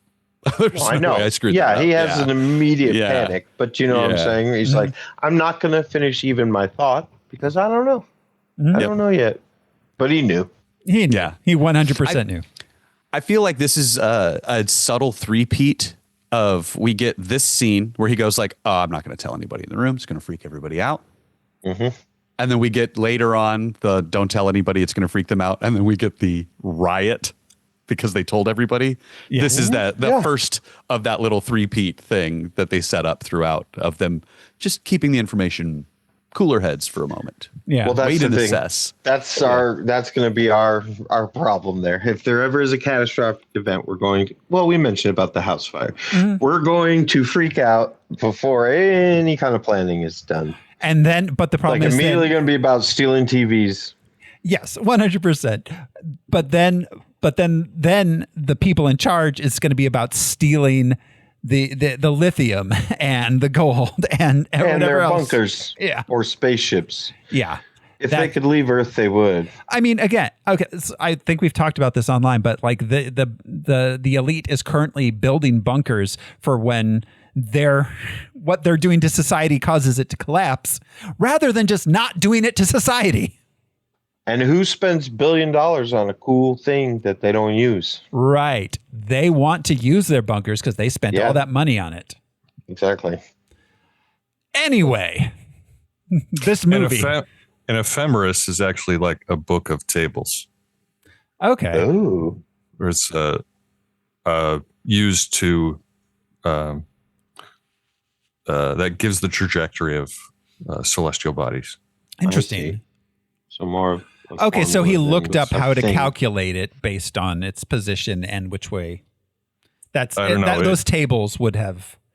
The way that they use the word in this movie doesn't match the definition that I just looked up necessarily. Wait a minute. So you're saying Hollywood got it wrong? They're throwing around jargon. Jargon in my movie? So, all right. Anyways, so we cut to the next day. He confirms that it will collide with Earth in approximately 6 months. Is large enough to cause a global extinction event. They call NASA. They talk to Dr. Calder, who calls Teddy Oglethorpe, head of Planetary Defense Coordination Office. And he did that in The Big Short a lot, where it's like, is that a real thing? Yes, that is a real thing. Real thing. Yes. And I love that the head of NASA is an anesthesiologist, so probably a doctor technically, but it's exactly the world we're living in again with Trump. The wrestling lady is in charge of education. You know what I mean? Even our, what was that? Jan Brewer, that shitty governor we had? Oh, yeah. X-ray technician. Mm-hmm. Just somehow got into power. Yeah. The Planetary Defense Coordination Office is real. Their whole thing is looking for asteroids and meteors, comets that will impact Earth and stopping them. In 2022, they they did find some near Earth objects and did some tests. These were never going to hit Earth, but they decided to see, can we blow them off course enough to protect Earth? The answer they came up with was kinda, maybe, we'll see. Because by all accounts, their results were so unable to be predicted, the direction that they blew them to and how much it blew them off course. And they were so based on both the size and the shape of the object that they determined that they cannot, with reasonable consistency, know what to do with an object until they find the object.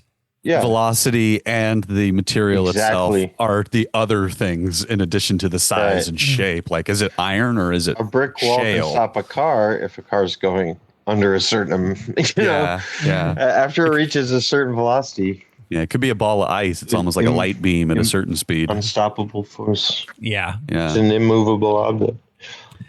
So Oglethorpe has Kate and Randall flown to Washington in a Hercules, right? Isn't that what they're in? A military, a Herky bird.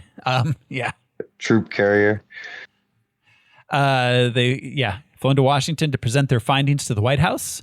They get put in a waiting room. Kate pukes, and then we get the freeze frame of that with the title card, and we get a title sequence at this point. She also takes an entire Xanax. Yes, she does. And he takes a quarter of a Xanax because he's got the high prescription. She takes 3/4 or half, whatever he broke it into. Yeah, the little bars. Yeah. And he does. I don't know if you noticed it, but before even a production card, it's a Bash company like product kind of thing. Yes. Yeah. So that's fun. Yeah. And it also uses the font that Pennebaker used in Don't Look Back. Mm-hmm. Yeah. The Dylan documentary. So we get a title sequence. They meet General Themes, who waits with them. It's interesting he's called General Themes. I'm wondering if that's on purpose. The theme of the movie? Because the theme of the movie is he's important and, is by all accounts doing business, but then just uses it to enrich his own to make a couple bucks. Not even a lot of money. Just a couple 30. bucks where he can. Yeah. But he gets 20 out of Ogilvy or Oglethorpe. But and then also the small chat, like Michigan State Spartans. That's them, all right. Yep. The president arrives, but they don't get to see them that day. They wait 7 hours and then get told to go home. Yep. She's very busy. Yeah. But there's like an office birthday party. We find out about the president's Supreme Court nominee, controversial. He's based on Sheriff Joe, right? This dude's based on Sheriff Joe. I think so. I think so. Yeah. Just the Dakota Bob and the boys, just the folksy. Yeah. Yeah. He's down home bullshit. Yeah. Basically a small time cop that the president personally knows, who got nominated for the Supreme Court with no law degree, no practice, no. Oh, the John Hamm's character in the last season of Fargo. I don't know if anybody watched that. Same kind of thing. The right wing nut sheriff in a small gains fame by being so anti-government, right? Militia type. Eddington did that too. Yeah. But he's still a political monster. Like he's voted in as sheriff. He's just never been voted out because he's a fucking bully. Yeah. But anyways, Rick Perry was kind of like that, but nicer seeming. Totally. Yeah. Polished. Just give me an excuse to put on a cowboy hat, please. Yeah. Here's me clearing brush. Afterwards, in their hotel room, Kate has a call with her boyfriend, who's a journalist. Randall talks to his wife about the kids. They're adult children who are still very much their children.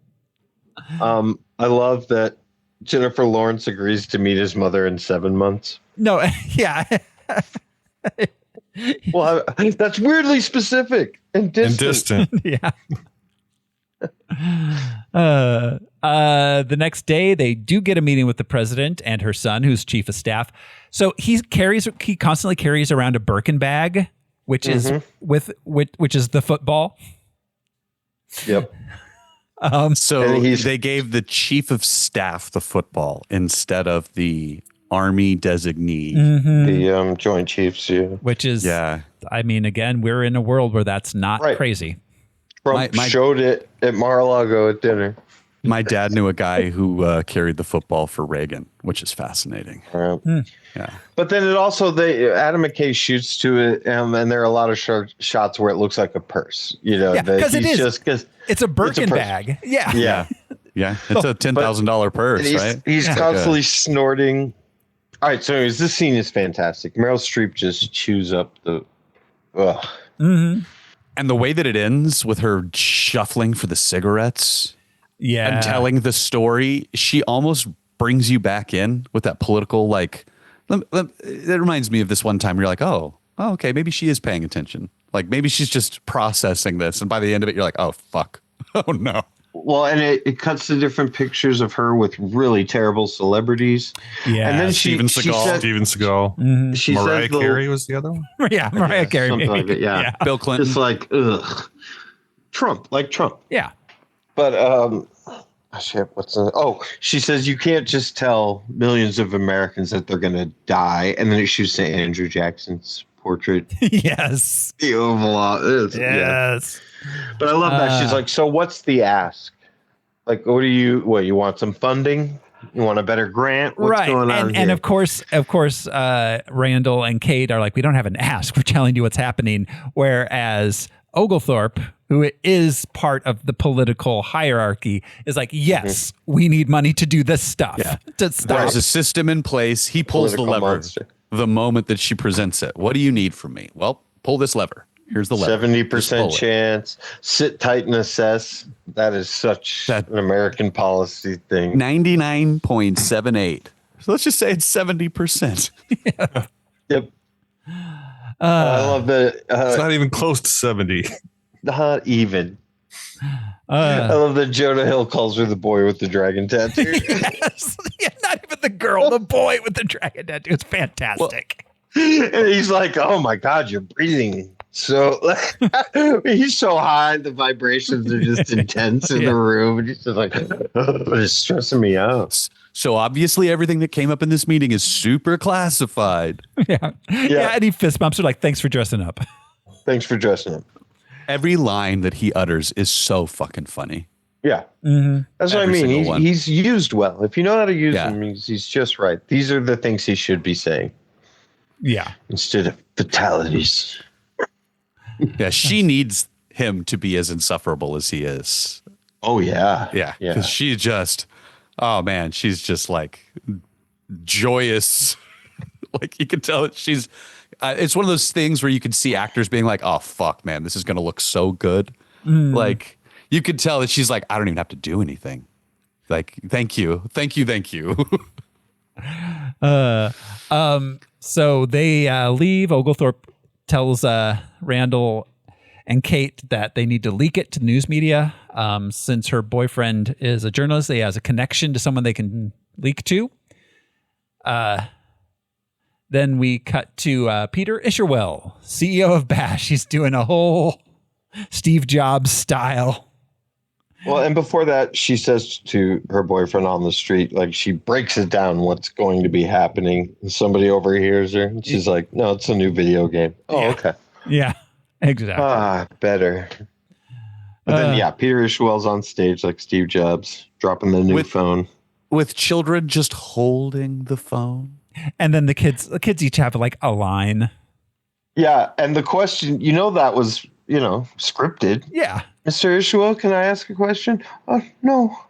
Yes. And she just looks like, not heartbroken, like, Like I was told to say that. Yeah, exactly. Yeah. So his app reads your body's nervous system. Yeah, and biometrics. Your vitals, so your heart rate. Right. So, I mean, there's so many layers of societal commentary happening here. This is obviously about technology and phones. Hey guys, phone's bad. Yeah, he's kind of doing it all at once. Yeah, like not the phones are bad. It's just that, are you sad? Here's a video of a dog and a rooster. And at the end of the movie, Leo's watching that video. He's watching, while the big Orleans event is happening, the Don't Look Up event. Right. He's watching the rooster and dog. He's watching that video. Well, and later on, there's a thing where they're like, also his kids are like, my phone just bought the single. Yes. You remember, I don't know if you were an iPhone user when that U2 album just appeared in everyone's iTunes. That's right. So we cut back to Kate and Randall, take their story to the New York Herald, and then go on The Daily Rip, which is a morning talk show with Jack Bremer and Bree Eventy. And it's just a science segment. Yes, it's the science segment. They love science segments. Just keep it light. Yeah. They also meet the Ariana Grande. What's her name? It is Riley Bina. Yeah. Riley Bina, who's going on there, and she's doing a whole thing where she reunites with DJ Cello. I heard about your breakup. Yeah, and we're really sorry. He didn't know who they were. Then he found that out, and he's like, "Yeah, well, still, that's terrible." But then he repeats the only information he knows. Right, and she gets so mad at him. Mind your fucking business, old man. Yes. That was that's what I was talking about. If he's reached that age, you know, Leo's, that I don't know, this hot young, attractive singer, and she's like, "Ew, you're old." And she delivered this line with the perfect amount of venom. Like it was not mean. It was just self-defense of like, you're too old to be talking to me about mind your own business. Yeah. That's so dope. I have a tattoo of a shooting star on my back. Meanwhile, they've trimmed his beard. Yes, they've trimmed his beard. Yeah, got a media ready. Yeah, exactly. Yeah, he had like a Pennsylvania Amish beard kind of thing going on. He just had a scraggly math professor beard. Yeah, absolutely. They trimmed it. So he goes on, and they're not treating the threat of the comet seriously. So Kate loses it and starts screaming and cursing that they're all going to die. Because Dr. Mindy didn't let her take Xanax that time. Yes. Yep. Yeah. Which would have been the time to.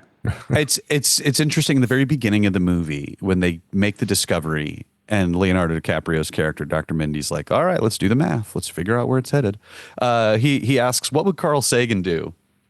They should have been asking that question before every time they walked on TV. It's not so. Carl Sagan wasn't a math genius. I mean, he's really good at math. I'm sure better than all of us combined. But like, sorry, Al. Like, he was good on TV. What would Carl Sagan do? He would walk on TV and go, "How do I couch this and make it important for the listener to understand what's important to take away from this scientific presentation?" That's what I was going to say. At first, the Dr. Mindy character sees it as an opportunity to bring science and the scientific method to the greater world. Like, if I just explain it to them, he has this hopefulness of like, if I just explain it to them. And she's like, we're past that. We're way past that. The math don't need doesn't to matter. understand the algebra. Yeah. The big rock, come at the bigger rock. Yeah. If it was a 60% chance, sure, let's talk the math.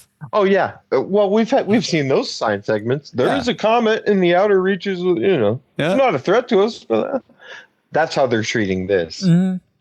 Yeah. He starts with, "Is there intelligent life?"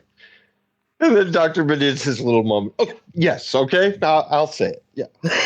It's not really what I do, but yeah. Yeah, sure. Yeah. The probability. Yeah. She freaks out and immediately Bree calls him the handsome doctor. The screaming lady. The screaming lady is not welcome back, but the handsome doctor anytime. Yeah. And she immediately becomes a meme, and I love his middle age. Like, is that even allowed on the internet? He's like, I think that's photoshopped. But no, there's also some commentary here about general societal misogyny and the fact that she's a very serious person. She is also a scientist, and she is just because she's hysterical. She's hysterical, but she's hysterical because it's that whole thing of like, we're going to belittle what you do and say to the point where you just lose it and then call you hysterical. Right. Yeah. Yeah. Which, that's well, and then going viral as a result of being right, and having that just inflame the oppositional forces. But then it's interesting is, because she knows, she's savvy, she expects the memes and all of that bullshit. Yeah. But it's so interesting that Mindy, he lived life way, he was not even involved in the internet. It didn't affect him. Social media and commenting like, you're using a science and built the computer that you're using to art, so he now knows the world is ending, and he's become sucked into this internet rabbit hole that you would think it would be the opposite. Like, I'm going to smash my laptop in satisfaction and make these 6 months hedonistic, chaotic. Yeah. But he goes in there instead. Yeah, I'm stocking up and heading out to like the hills or something. I'm not like whatever. What I'm stocking up on isn't going to be guns and food. It's going to be It's going to be like it's Molly and heroin. Molly we and engage Jack in Daniels. those things now as distractions, and it's funny that now he knows his life is over. His wife wants to take a walk with him. He would have taken a walk with her any other time. Mm-hmm. But now he's sucked. Well, it's because he got sucked in because he also has just a little bit of fame, which is addictive. Yes, exactly. He got called an AILF. Yep. Mm-hmm. An isle? Astronomer I'd like to fuck. It's like, It's a narrow field. No pun intended. Yeah. The I might run with that. That was a pretty good pun, though, Josh. Thank you. The story did not get any traction, so the New York Herald drops it. And also NASA director Jocelyn Calder, who says that the science isn't confirmed yet. She's not even an astronomer. She was a donor. She was an anesthesiologist. And she also slept with the Supreme Court nominee? Yeah, it seems like she did. Yeah. As well as no. She slept with the what's his astronaut. name? Ron Perlman. That's right. He's got a great body. Funnier. He really does. He really does. Yeah. Is that the guy in his Marine that was 80s. yelling at all of those children? Yes. On the White House lawn. I love the flashback to it. Then we cut to a montage of news stories about President Orleans' sexual relations with the Supreme Court nominee. She sent him a pussy pic. Yeah. And I guess at one point he was a nude model in college, and he maybe got a boner during it. At this point, yes. That's all we know. Yeah. Which I think is way more dynamic to sketch an erection. Yeah, you think so. It's just a tired pouch. It has lines. A tired pouch. Erect, maybe. So, Randall. You don't think Rob Perlman has a tired pouch? I think his balls were in Sons of Anarchy. I think they were here. So, Randall is at home posting, arguing with people online. I know, Brian. I don't know. He gets a call from the White House. He and Kate both get arrested, essentially. With the bags, the Inception, or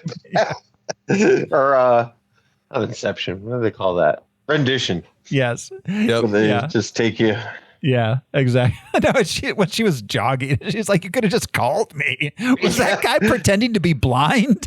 No, and then what's even better is when Leo finally freaks out on air, and then he has the bag just to talk to Kate Blanchett, the TV host. Yes. Anyone has bag power. So yeah, this time the president wants to mobilize the world's resources to stop the comet. It's just to divert public attention, though, because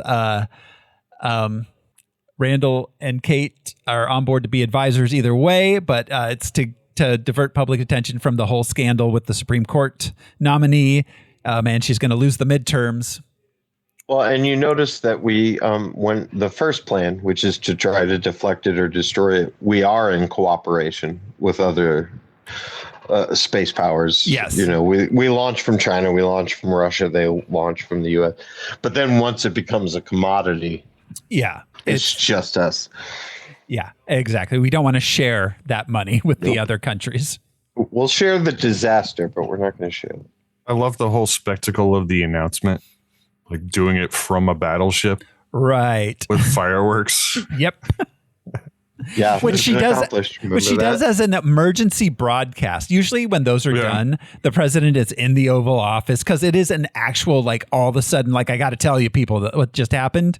This obviously would take some planning to do, and she cuts in as an emergency. Yeah.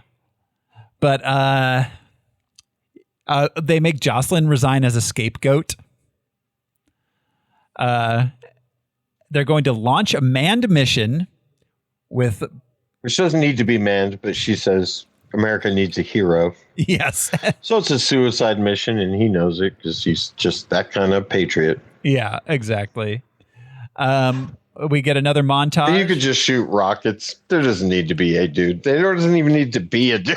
Yeah, there doesn't need to be a dude. It's pretty automated. Yeah. We get another Yeah, he's not flying the space shuttle. He's not launching anything. He's just sitting in it. He's just there to talk shit to it. Yeah. Yeah. That's all. During the launch process, the astronaut himself isn't flying a whole lot. No. We get another montage of the president winning the midterms, having her nominee confirmed to the Supreme Court. Randall continues to be held up as a sex symbol. Kate somehow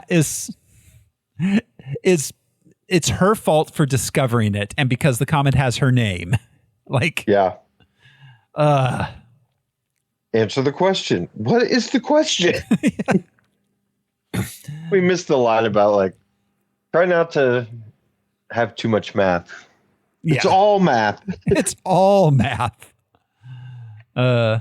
But yeah, I also love that in her case and in his case that like we need to take her off the grid, and that's just sending her back to Southern Illinois with her parents, and him back to Michigan. That's off the grid. They just send him back to the Midwest.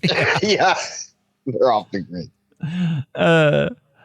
Yeah. So he keeps making public appearances. He's the AILF. He ends up having an affair with Bree Eventy. He's the face of the hotline, the emergency hotline. Yeah. Do you have comment questions? Are you comment worried? Yeah. But yeah, so well that's later on. That's after oh, is it? Yeah. My bad. But yeah, I love the whole First thing. He's on Sesame Street and he's pandering. Yeah. And then later on he's on Sesame Street yelling. But we're all gonna have puppets. It's funny that they aired it though, because Sesame Street is not live. It's not live. So, yeah. When they're having their pillow talk, she's like, well, yes, I speak 4 languages. And he's like, okay, well, let's see. I'm from Michigan, and my dad was a high school teacher. And she's just like, I hate this part of relationships, the getting to know you part. The way she starts off with the flash freezing. Like, I came from a lot of money, so I got away from an obscene amount of money, so I got away from it by getting 3 master's degrees. Yeah. Mm-hmm. And he has his PhD. Yeah, it's just that's how she got away from it. Yeah. Ivy League. But by using it. Like, obviously she couldn't decide. Yeah. exactly. She was nothing wrong with 3 masters. That's something to fucking be proud of. But that's somebody who couldn't nail it down. Yeah, they're not 3 masters in fields that are related to each other. I'm sure they're 3 completely got down disparate. to writing her doctorate, and she was like, "Nah, I'm out."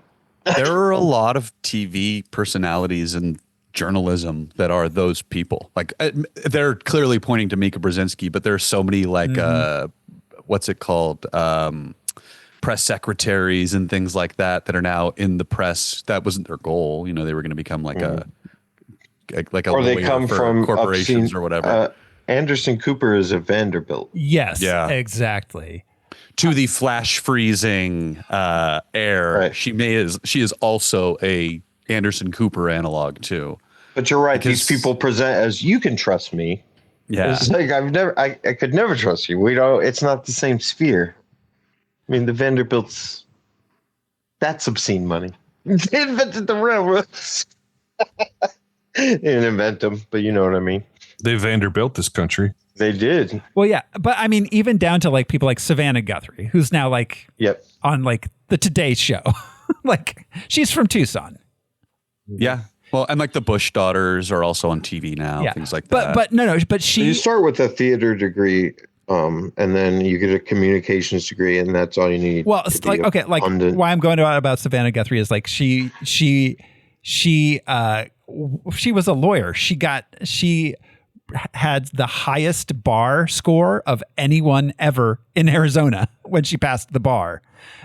She has really? Yeah. Huh. Pundits are not journalists. We forget that. They're game show hosts. I mean, they're the one conveying the information. Yeah. So they read what other reporters have reported on.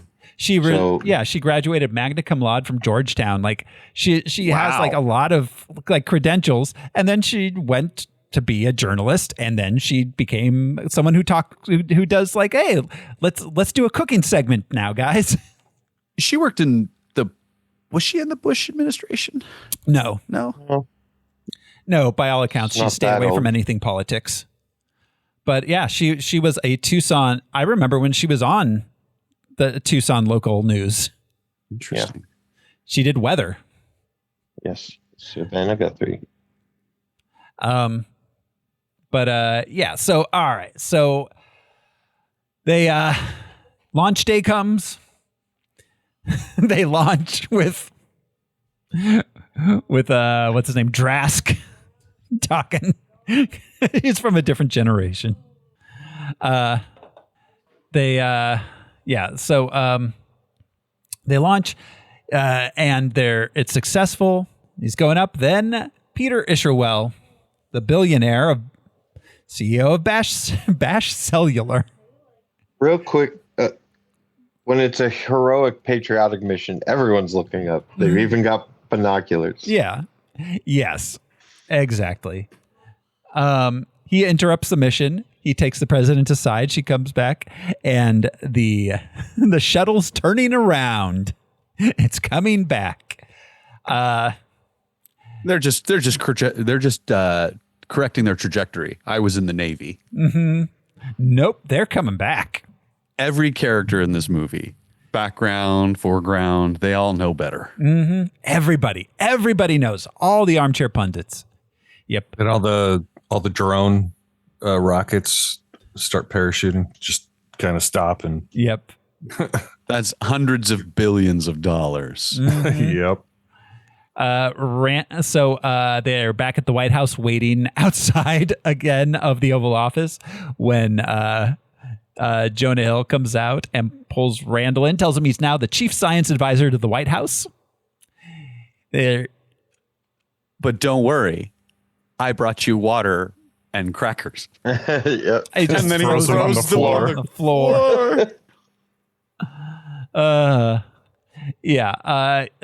He was brought into a secret meeting. Peter Isherwell has discovered that the comet contains trillions of dollars worth of rare earth elements. So they're going to blow it up into a bunch of smaller comets that will land on Earth without destroying Earth. They're still going to cause a lot of damage.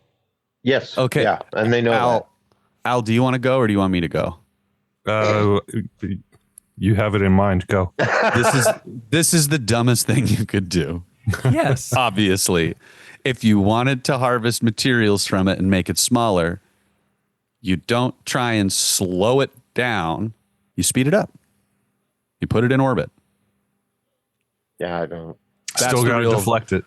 Well, I mean, you just speed it up. You just speed it up and push it with speeding it up. But blowing it up is just like, I remember watching this and being like, I don't want to like Neil deGrasse Tyson the movie, but be like, at least speeding it up, you get the like, we're just going to speed it up.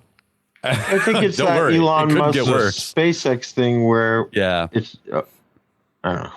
Yeah, there's just it's more dependent on his technology. Yeah, that's the crux of the plan. And that's the thing. Is he has this technology and he wants to use it. Yes, it's not whether the science is sound. It's can his fucking drones do. He has the application just present itself, to his technology that exists.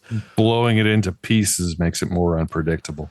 But taking drones and pushing it, that's ultimately, I think that's the current plan, is like a gravity assist with like pulling it through dense objects. We would go and get heavy stuff, from our solar or from our like satellites to make a dense thing to use the gravity from that object to divert it without even touching it.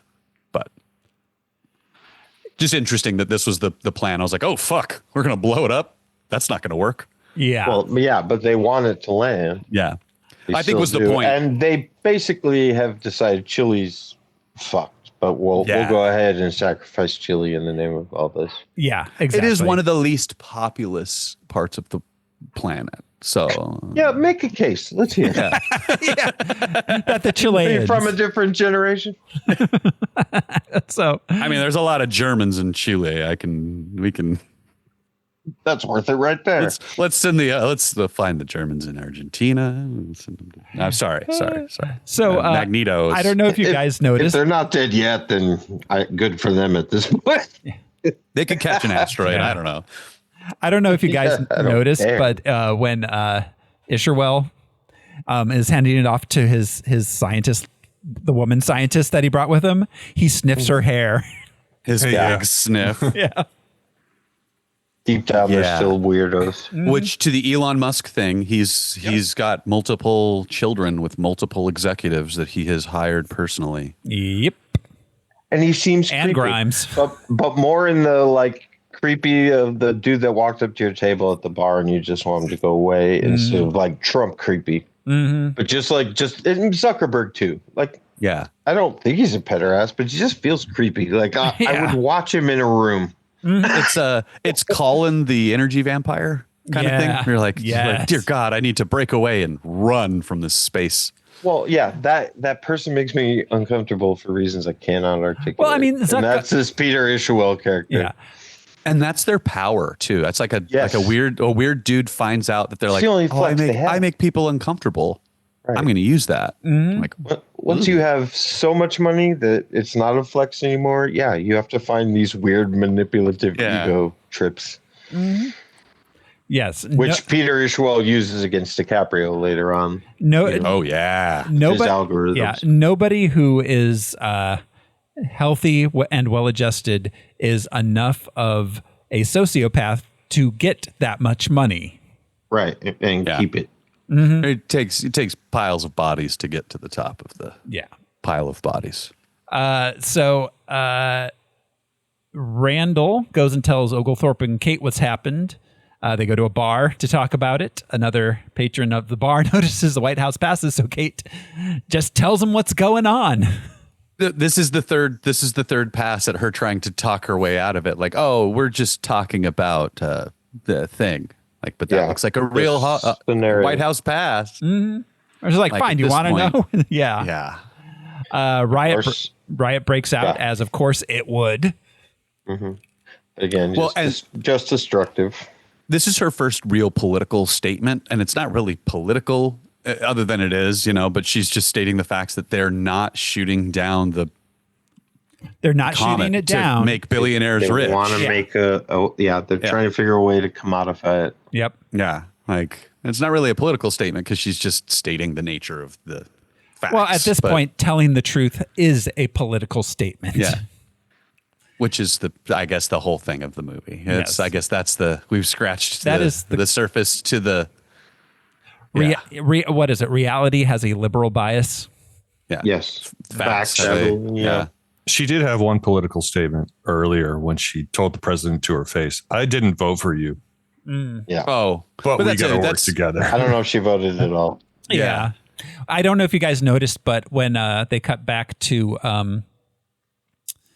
Randall's house before he left his wife and everything, there's someone else for president sign on his lawn. Uh-huh. It's I assume from the election that had just happened, so he's obviously not for president. Yeah, but that was probably I bet his wife was more politically involved. He was in his own world. He was this math professor who loved his job. Yeah, which is great. But he even they had a big American flag blowing. Yeah, on their house. There was a pride flag next door, and so the dude has values. Yes, but I mean, fame. The whole point of his character is like fame will do that to you. It'll make you stupid. Mm-hmm. Did we talk about the shovel run? The shovel. Yes, the run on shovels. What are they going to do with the shovels is what I want to know. COVID showed us. It's weird that this was pre-COVID, but the nature. It was rewritten this was a during COVID. Parts edition. of it were. So there's a run on shovels that's shown on chyrons and comments in the background. We see a lot of on-screen text because we're getting phone footage, and the run on shovels is because people are digging their own bunkers. Right. So don't look downers. They don't have far enough to look down. They want to go further. Early in the movie, someone says, "Oh, I started selling shovels." The look downers. Yeah. Around this point in the movie, somebody says they paid $5.99 for a bunch of shovels. Mm-hmm. And then in the final scene, we get a final price on shovels. Which it's like $5,000 or something. I think it's like $1,700 or something for like that for a shovel. Well, there's the economic truth of who made money during the gold rush? Mm. Not the 49ers looking for gold. The guys selling picks and shovels. Yep. Exactly.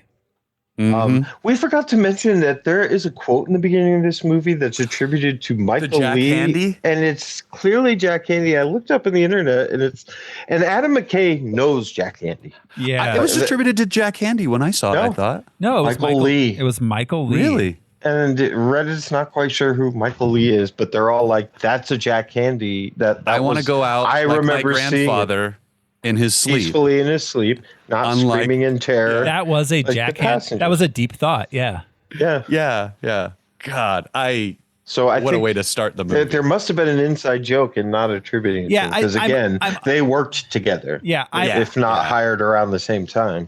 I'm unclear if Michael Lee, if they're referring to a real historical person that they thought it would be funny to attribute it to, the character from The Wire, like who? Yeah, maybe the misattribution is to the point of the whole movie. Yeah. Like we don't even get quotes right. It's like a meme of Robin Williams, and it says we have nothing to fear but fears. Like, oh, what? Yeah, or what was it? This juxtaposition is like wrong Roosevelt. Yeah, or also. like you can't believe anything you read on the internet. Abraham Lincoln. No fat chicks, Gandhi. Yeah, I mean, that's that. He did say that, though. Yeah, that's Jesus direct. Coming, look busy. So she gets taken off the grid with the bag again. They let her go if she agrees not to talk to the press anymore. Randall agrees to stay on and become a voice advocating for the Comet, this plan, because it's all they got. It's all they got now. So may as well go with it. And also he gets to keep boning Kate Blanchett. And that was such a shrewd political move to give him a cabinet position, keep him close and keep him reined in. You can only say positive things. Yep. About the plan. He starts in his commercials. He starts wearing the Carl Sagan outfit with the turtleneck and the blazer with the sports coat. Yeah. He gets confronted by his wife about the affair and decides to stay in New York. Throwing his prescription. I love how bored Kate Blanchett is. She's bored, and then when the things start getting thrown, she's like, "Oh, that's funny." Yeah, delightful. This is what it takes to take care of him. He's not a loser, but we all reach that point. I don't know if you've been married long enough. The script is so cool. Do I like this, honey? Because we see our characters on TV with the president, but then we see these like little dramas of like, my husband takes dick pills. Do you really want to deal with that? Like again, these little micro dramas that still matter, like Timothée Chalamet. Can I share in the back of the car? Like, yeah, dude, it's not going to be here in 12 hours, Yeah. Right. We still keep our baggage. The whole thing is, nothing really changes with the end of the world. It just, and they shift gears back and forth so smoothly. Oh, when Kate goes home to her parents, it's like, your dad and I are for the jobs the comet will create. Mm-hmm. We just don't want you to be political. It's not going to create jobs. It may create wealth. Okay, say the plan works. That's wealth. That's capital. That's not jobs. No. A few hundred people to break the rocks up? Yeah, no. It could easily be done by computer. The selling of rich people as job creators was capitalism's biggest success of the 20th century. That started the trickle. Yeah, that attitude. Yeah, it was fucking. Yeah, no, a bunch of rich people in the 70s got together, sold that, and got Ronald Reagan elected president. Yep, and they still use it. I'm a job creator. And I still occasionally see like an online article be like, "Oh, turns out trickle down didn't work." Yeah, we knew that 40 years ago. We knew that. We knew it on the schoolyard. Stop saying it like it's news. Right. If you just let rich people do their thing, they'll eventually help. No, they won't. No, the greedy kid does not eventually share. You've got to hit him. Scrooge didn't share out of the goodness of his heart. He was scared to death by a bunch of fucking ghosts. We got to send ghosts to all these motherfuckers. It away. Yeah. So Kate has to start working at a grocery store where she meets Yule and his crew.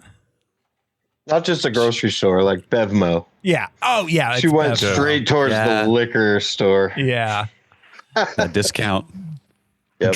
Drinkmo, it was called. Yeah. I think. But yeah. Yeah.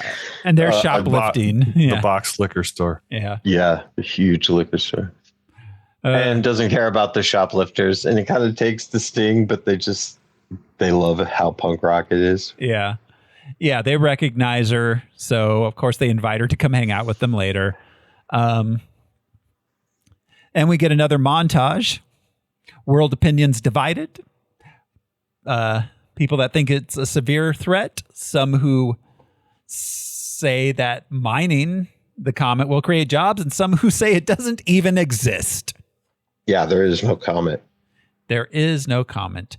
There was just a post the other day that I saw shared where people were like, "So all the people who didn't get vaccinated are just fine now?" It's like, no, millions of them died. Yeah. They're just not posting anymore.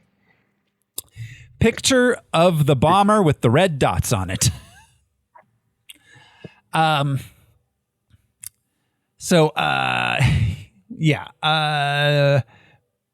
Then Randall questions Ursula about his technology being able to actually work. Ursula gets mad.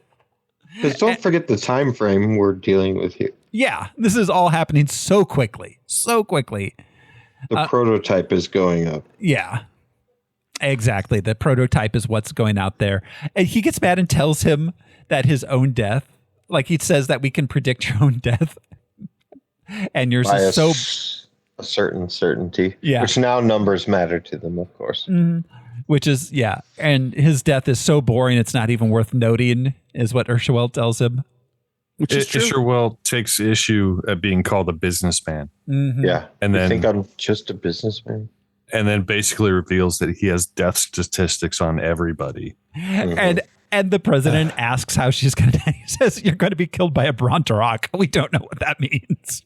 I love the self-determining nature of this like projection. Like, well, there's a creature named the Bronterock that's going to kill you in 20,000 years, and our computer has figured it out.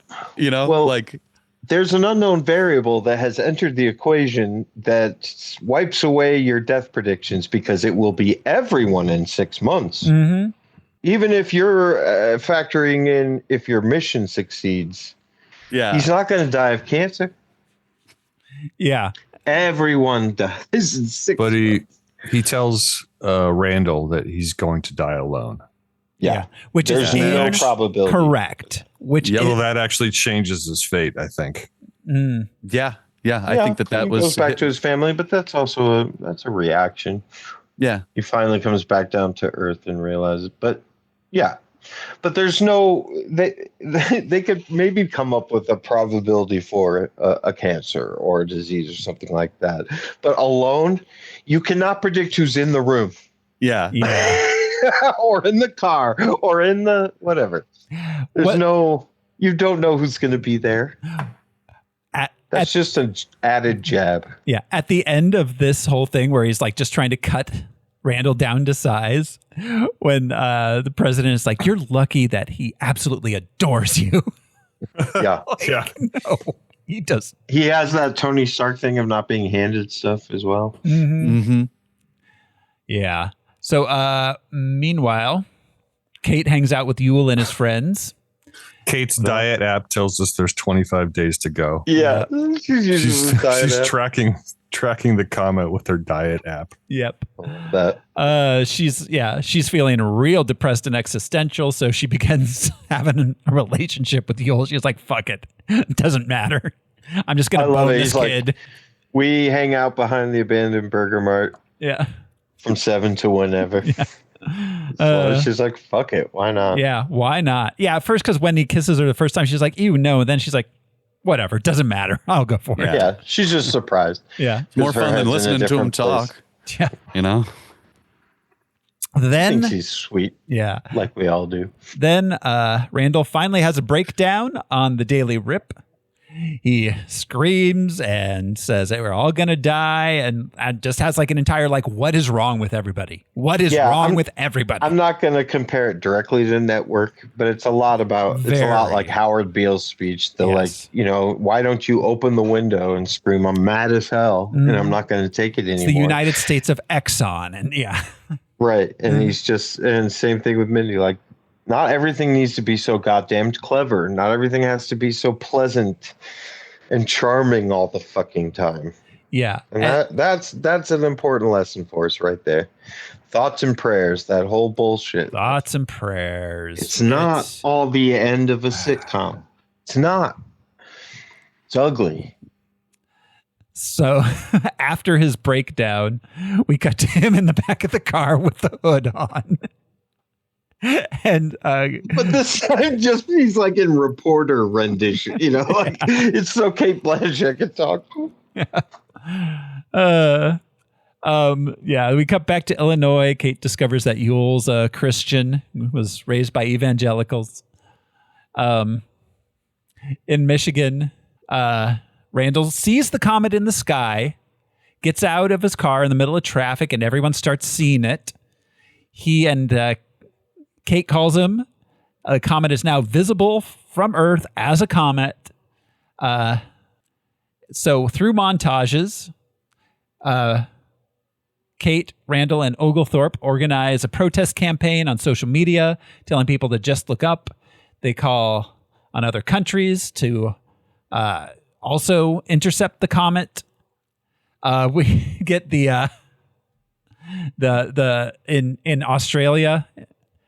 In front of the Opera House, there's the concert where Ariana Grande and And sort of an explainer song. Yeah, kind of an explainer. More telling you what to do. At this point, Dr. Mendy is so above all of the fame that he forgets the guest artist. It's like, I don't remember their name. It doesn't matter. Yeah, this is important. I don't even know what I'm doing. It's neat to see that his vision has aligned finally with her vision to like, we just got to like rally the entire world. Listen to the goddamn qualified scientists. I like the way that the movie brought them back together because she's lying in the mattress in the back of the burger joint, staring at the sky and sees it, and he's driving and he sees it, and he says to her like, "It's kind of beautiful and terrifying." Yeah. Like, well, it's so funny after just watching The Happening because M. Night tried to show that drama of like cutting to different people dealing with the news. You know, the family sitting in the bathtub, and it had no gravitas, had no weight. But Adam McKay pulls it off. You know, the shaman dancing on the, just the acceptance that starts to wash over us. Yeah, it's too little, too late, but it does come. It feels human. In this moment of the like, we are the world kind of coming together. It feels like The Martian. Deny it anymore. Kind of. We can't tell ourselves any more stories. It's there. It's right up there. We see it. Even the Don't Look Uppers, they fucking lied to us. Yeah. Yeah, exactly. The president just texted me. She said, just be chill. Be cool, everybody. She said, don't trip. Don't trip. Don't trip. Well, I mean, and it's the thing, too, of like every anti-vaxxer who got COVID then posted that video themselves in the fucking hospital being like, this COVID thing's no joke. Yeah. I thought it was a... I have a number of friends that was their experience. COVID sucks. I got it. Yeah. Yeah, it sucks. It's bad. It can kill you. Yeah. So then we find out that India, China, and Russia, who got cut out of the money deal, were preparing their own deflection mission, but that spacecraft blew up on takeoff, ending the possibility of a successful deflection. Well, did it blow up on takeoff? Or was it sabotage? Not stated. There's a massive explosion at the launch complex. Right. Yeah. Very vague. It might have been sabotage. Yep. Yeah. I don't even think it was sabotaged. I think it was like a military strike. It looks like a bomb. Yeah. It looks like more like a bomb. Okay. Yeah. I mean, there was like intervention. Like a cruise missile, more so than like a guy in their engineering team, with a bomb. It seemed very like coastal strike.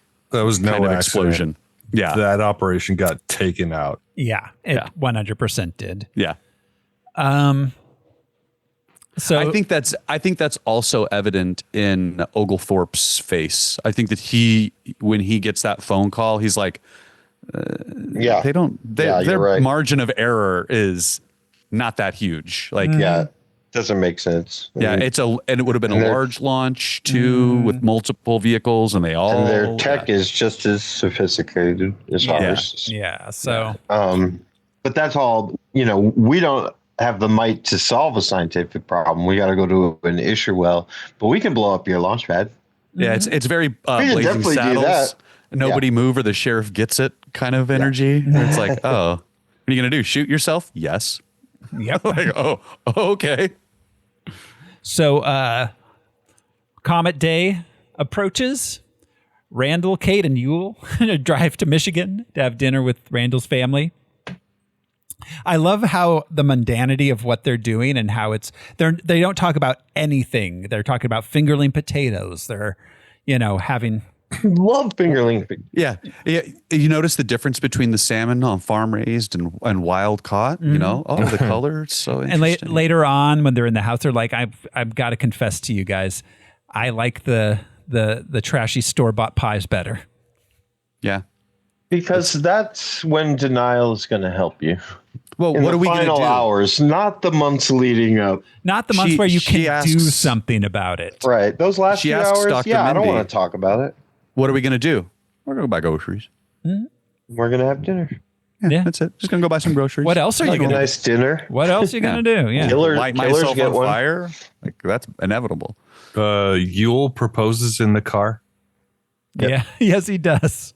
And Dr. Mindy gives it the right amount of respect. Just the perfect amount of like, Right I'm really on. happy for the two of you. That's really beautiful. You're going to die in love. Yeah. Better Whatever that than version the of love alternative. that is.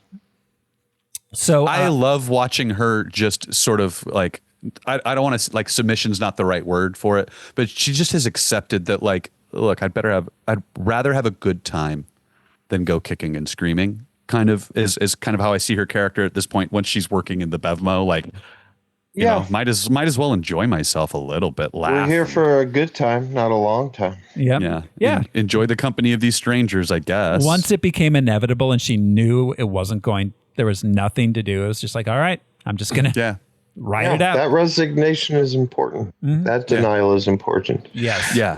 It's the leading up to it. It's the, the last few days of your life are way different than the year you fought cancer or didn't. Right. Yeah. Right. You come alive again kind of thing. And you're making decisions for yourself finally. So the launch happens and it goes badly. They do not blow up the comet. They lose 6 off the ground? Mm-hmm. Just right 6 off the in the bat. air. And then they ask, how many do we need to be successful? And he doesn't even have napkin math. Well, then Jason finally says something astute, which is, how many can we lose? Yeah. Well, yeah. They lost 2 off the ground, and then 4 more when they get to the comet. One hits another one and knocks it. So, but then they land. They say how many? He's like 20. They say 24 is enough. How many can we lose? You mean how many more? Yeah. So they do land. They do have explosions, but the comet does not get blown apart. So this reminds me of the reality. Remember the reality distortion beam? I think that was a Jon Stewart term. He used to use it to describe Trump prior to Trump even running. This reality distortion beam that billionaires employ. To, like a Jewish space laser. Well, no, to the what was her name? The turtleneck gal with her blood testing technology, selling people snake oil. Sure. And just like, oh, I believe in it. And you get a whole team of scientists who are like, well, yeah, I mean, I've checked my part of the design and it seems to check out. But you get this denial and this like insular from the rest of your team, but you're also trying to please one person at the same time. And it creates this perfect storm for companies to get huge influxes of capital to rip people off, basically. And this is just like, it's so well done in the movie because you see him to the very final moment, like, I have to go use the restroom. Like, he never once goes like, whoops, shit, we're all gonna fucking die. He's just like, I gotta piss.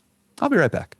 Yeah. But that's the way it would happen. Lex Luthor would just suddenly not be in the control room anymore. And the president. And then the president picks up on that and she leaves. Jason never catches on. She'll be right back. Yeah, she'll be right back. They really did just go to the bathroom. I love him comforting the room.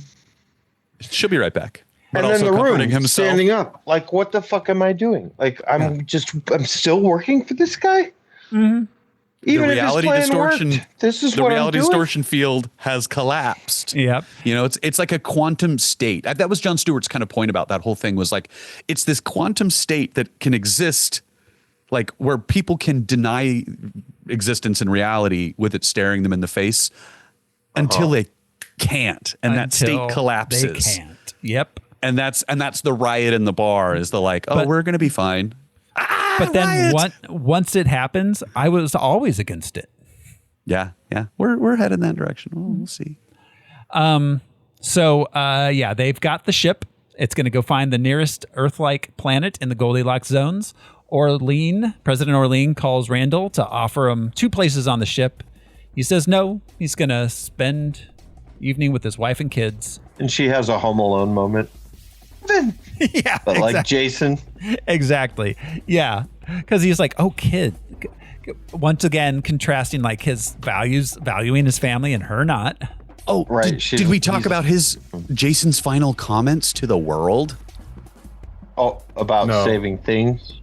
I want to say we've given a lot of thought to the people and the hard work that they've put in, but the things like watches and nice apartments, we lose those too. Yeah, exactly. The lower class and the really cool rich. Yeah. The working class and the really cool rich. We need them like sports nutritionists. No. He doesn't say we need them like nutrition. He's trying to describe the liberal. Yeah, like they still serve a purpose though in society. He's like, we need the people that are at the spa that like don't do the massages but lead you to the rooms. Yeah. So the comet hits Earth, blows up everything. It was a good run. Yep. I mean, was it though? Yeah. We had some good times. Snoring hot dogs, you know. There's some good rock stuff. and roll music. There's some bad Hand stuff. jobs. I'm not sure that's the one I'd pick of all the jobs. Of all the jobs? Yeah. A lot of squeezing and twisting usually is what I've found is occurring. It's easier to coach through a hand job. Okay, yeah, sure. So anyways, credits roll. And then in a mid-credits scene, Orlean and President Orlean and Nisherwell and the surviving people Earth land on a lush alien planet. It's 22,740 years later. So Al, where are we? We're Kepler 22b, right? What? It would be Kepler 22b is the closest thing that's got exoplanets around it, and it's about 22,000 light years away, I think, right? Oh, there you go. Or not light years, 22,000 years by almost accelerating up to a fraction of C and then back down, I think is. It was to set up the punchline. Yeah. The Centauri system is the closest, but it might not be the most habitable. Mm. Yeah, we don't know what his little machine, what algorithms he put in. But he does mention it's got a higher oxygen count, so you might feel a little lightheaded. It's like I've been in cryogenic sleep for 22,000. They all come out naked. Yeah, I don't know why they were naked. Yeah. They forgot to. They have to get naked to cryo freeze, but they forgot to pack their clothing. And there's a Kid Rock body double. Yeah, there is. That dude's supposed to be Kid Rock. That's the other thing. Is it's like remember that Simpsons episode where all the idiots were on one rocket ship? Well, or the Hitchhiker's for humanity. The Hitchhiker's Guide to the Galaxy. This is yeah. These are the richest, not the smartest or best. So these people are not qualified to colonize another planet. And it's also many of them are elderly. Yes, it's a mostly old people. The future of mankind is not bright on this planet, even before the Bronte Rock. Very brief. Yeah. So, they exit, and the president gets killed by a Bronte Rock. Oh my God! And I think that's called the Bronte Rock. Yeah, and it. So he named it ahead of time. Yeah, himself. Exactly. And so we go to credits with the creatures surrounding them and converging on what's left of humanity. He tells them not to pet them. Yep. So they all die, which is. This is the only comeuppance they get. But you can't escape it. Yeah. Then post credits, Jason comes out of the rubble. What's all? Last man on Earth. Like and subscribe. So funny. So funny. So dumb. And that's it. So that is Don't Look Up. Yeah, I'm glad I chose it. It's a fun movie. It is. I'm glad you chose it too. I hadn't seen it before. I thought you'd like it, even when I saw it the first time. It's, I don't know, better than Armageddon. Sure. But it had Deep Impact. Deep Impact. Yeah. Yeah. It could have used some Aerosmith, you know. Yeah. Like could it there was no ELO in the movie, just in the trailer. Yep. So yeah, that's it. I assume we're all going up on this one. For thumbs. yes. Yeah, I don't think I there's any point recommend going it. through it. Yeah. See it Yes, at least sir. once, but more than one. Yeah. It's interesting how much more bleak this movie is than Wow. even Children of Men. You know, Children Or of Men even is than dark. it was when it came out. Yeah. Children of Men. Children of Men is like a very dark situation that is about people being hopeful. This is about a really dumb situation with people being what they actually fucking are. Yeah, humanity had like 18 plus years of enduring whatever slow end in Children of Men. We had 6.5 months in this, and we fucking could not keep it And together. right up into the last minute, there's still commerce. Yeah. You still went and bought groceries. Yep. And they're still stocked and orderly. Oh, we didn't Selling mention tickets to the concerts. we didn't mention the rooftop orgy. Oh yeah, Yeah. they were those in Children of Men. They just chose not to put them I on, would just on be screen. fucking and eating and drinking. Oh yes, I would All do of the whatever the pleasures fuck of I the wanted. flesh. Anything I wanted, I would not care. No, they'd Yeah. be very simple. Yeah, no, I'm on your wavelength, Josh. I wouldn't be doing anything like insane. Like, Just I'm gonna Oh, base jump finally. Speak for yourselves. I've been flying flight simulators my whole life, waiting for the world to end so I could go cut a hole in a fence. See, and that's fly a little I can Cessna. respect it. yeah, not me though. No, I'm getting. I'm gonna get hammered. I'm getting a 24 pack of some IPA. Me too, but it's going to be in an airplane. Nice big bottle of whiskey. Yeah, I'm getting some expensive shit for sure.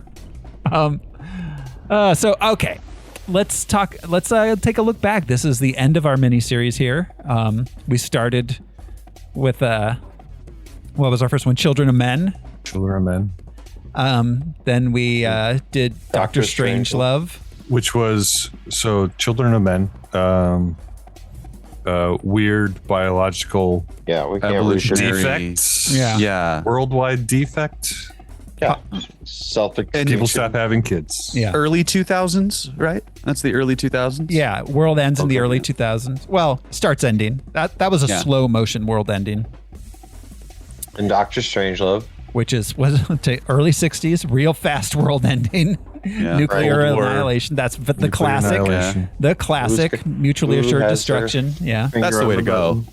Yeah, just take us all out all at once. Do it. Not I on like want a it to be quick, comet. no matter what it is. Real quick. Yeah. I don't want it to end, but if it's going to, Jesus, Make it just fast. make I it don't. quick. Yeah, I don't want a Mad Max or a Walking Dead situation. Oh no.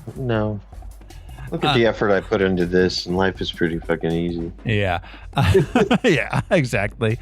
The kill for gasoline. I don't even want to wait in line. Gasoline. Yeah. Then we've got The Happening, which is the trees get mad. Yep, trees get bad. And it's not really the end of the world, but they think it is. But they think it is. But then Briefly. maybe it is. Maybe it is. Maybe it is. because You're it's right. We happening in don't know. Paris Maybe it too. is. And then what was the other one we did? Polar Express. That was Santa ends it all for us. The top end of the world. And it ends those with thousands Aerosmith. of elves just covering the earth. Yeah, Aerosmith made it into that Yeah, they did. apocalyptic movie. Yeah, but then this Don't Look Up. Yeah, I think we had a pretty good run of pre-apocalypse here. Yeah, because post-apocalypse has gotten so boring. We only have one vision of it. Yeah, leather and bandoliers. It was a nice chaps. A nice variety of world-ending scenarios. It is. Here's my question: if you had to choose, which one would you choose to end the world? Oh, Strangelove. I'd be asleep. I And it'd think be so, yeah, 1960. I wasn't born yet, so yeah. Yeah, there's Coke with the sugar not in it. knowing and the quickness, I would like. Because even having the 6 months that's a lot of pressure. That's a lot. Yeah. But like 3 days, you got 3 days. All right, I can do something in 3 days. Yeah, 6 I can be months. drunk for 3 days. I can't be drunk for 6 months. That's a lot. Well, I would get into my own head. The thermonuclear annihilation in Strangelove is worse than the one we would face today. Yeah. That's like true. by far Mhm. worse. Yeah, I'd take it. I'd prefer it. There's less fallout from what we have today, but I'd take the. That's before they just changed all the nukes to sucralose. So yeah, we had real real sugar nukes back then. Yeah. I'm kind of leaning towards Comet. Right on. All right. Be pretty. That's my second. I mean, that's number 2. The Children of Men is last for me. Slow creeping disease. Yeah, I don't like it. Yeah. That one seems real bleak. And the trees, I would just be so angry. This is how I would start chopping down motherfucking trees. Yeah, I'd be like, fuck you, trees. Fuck you, and fuck your tree mother. Yeah, could I wear a gas mask? Could I wear one of those ET scientist suits in the happening? I would assume so, because you can stop air with cars. I would take as many plants out as I could. Fuck you. Flamethrower.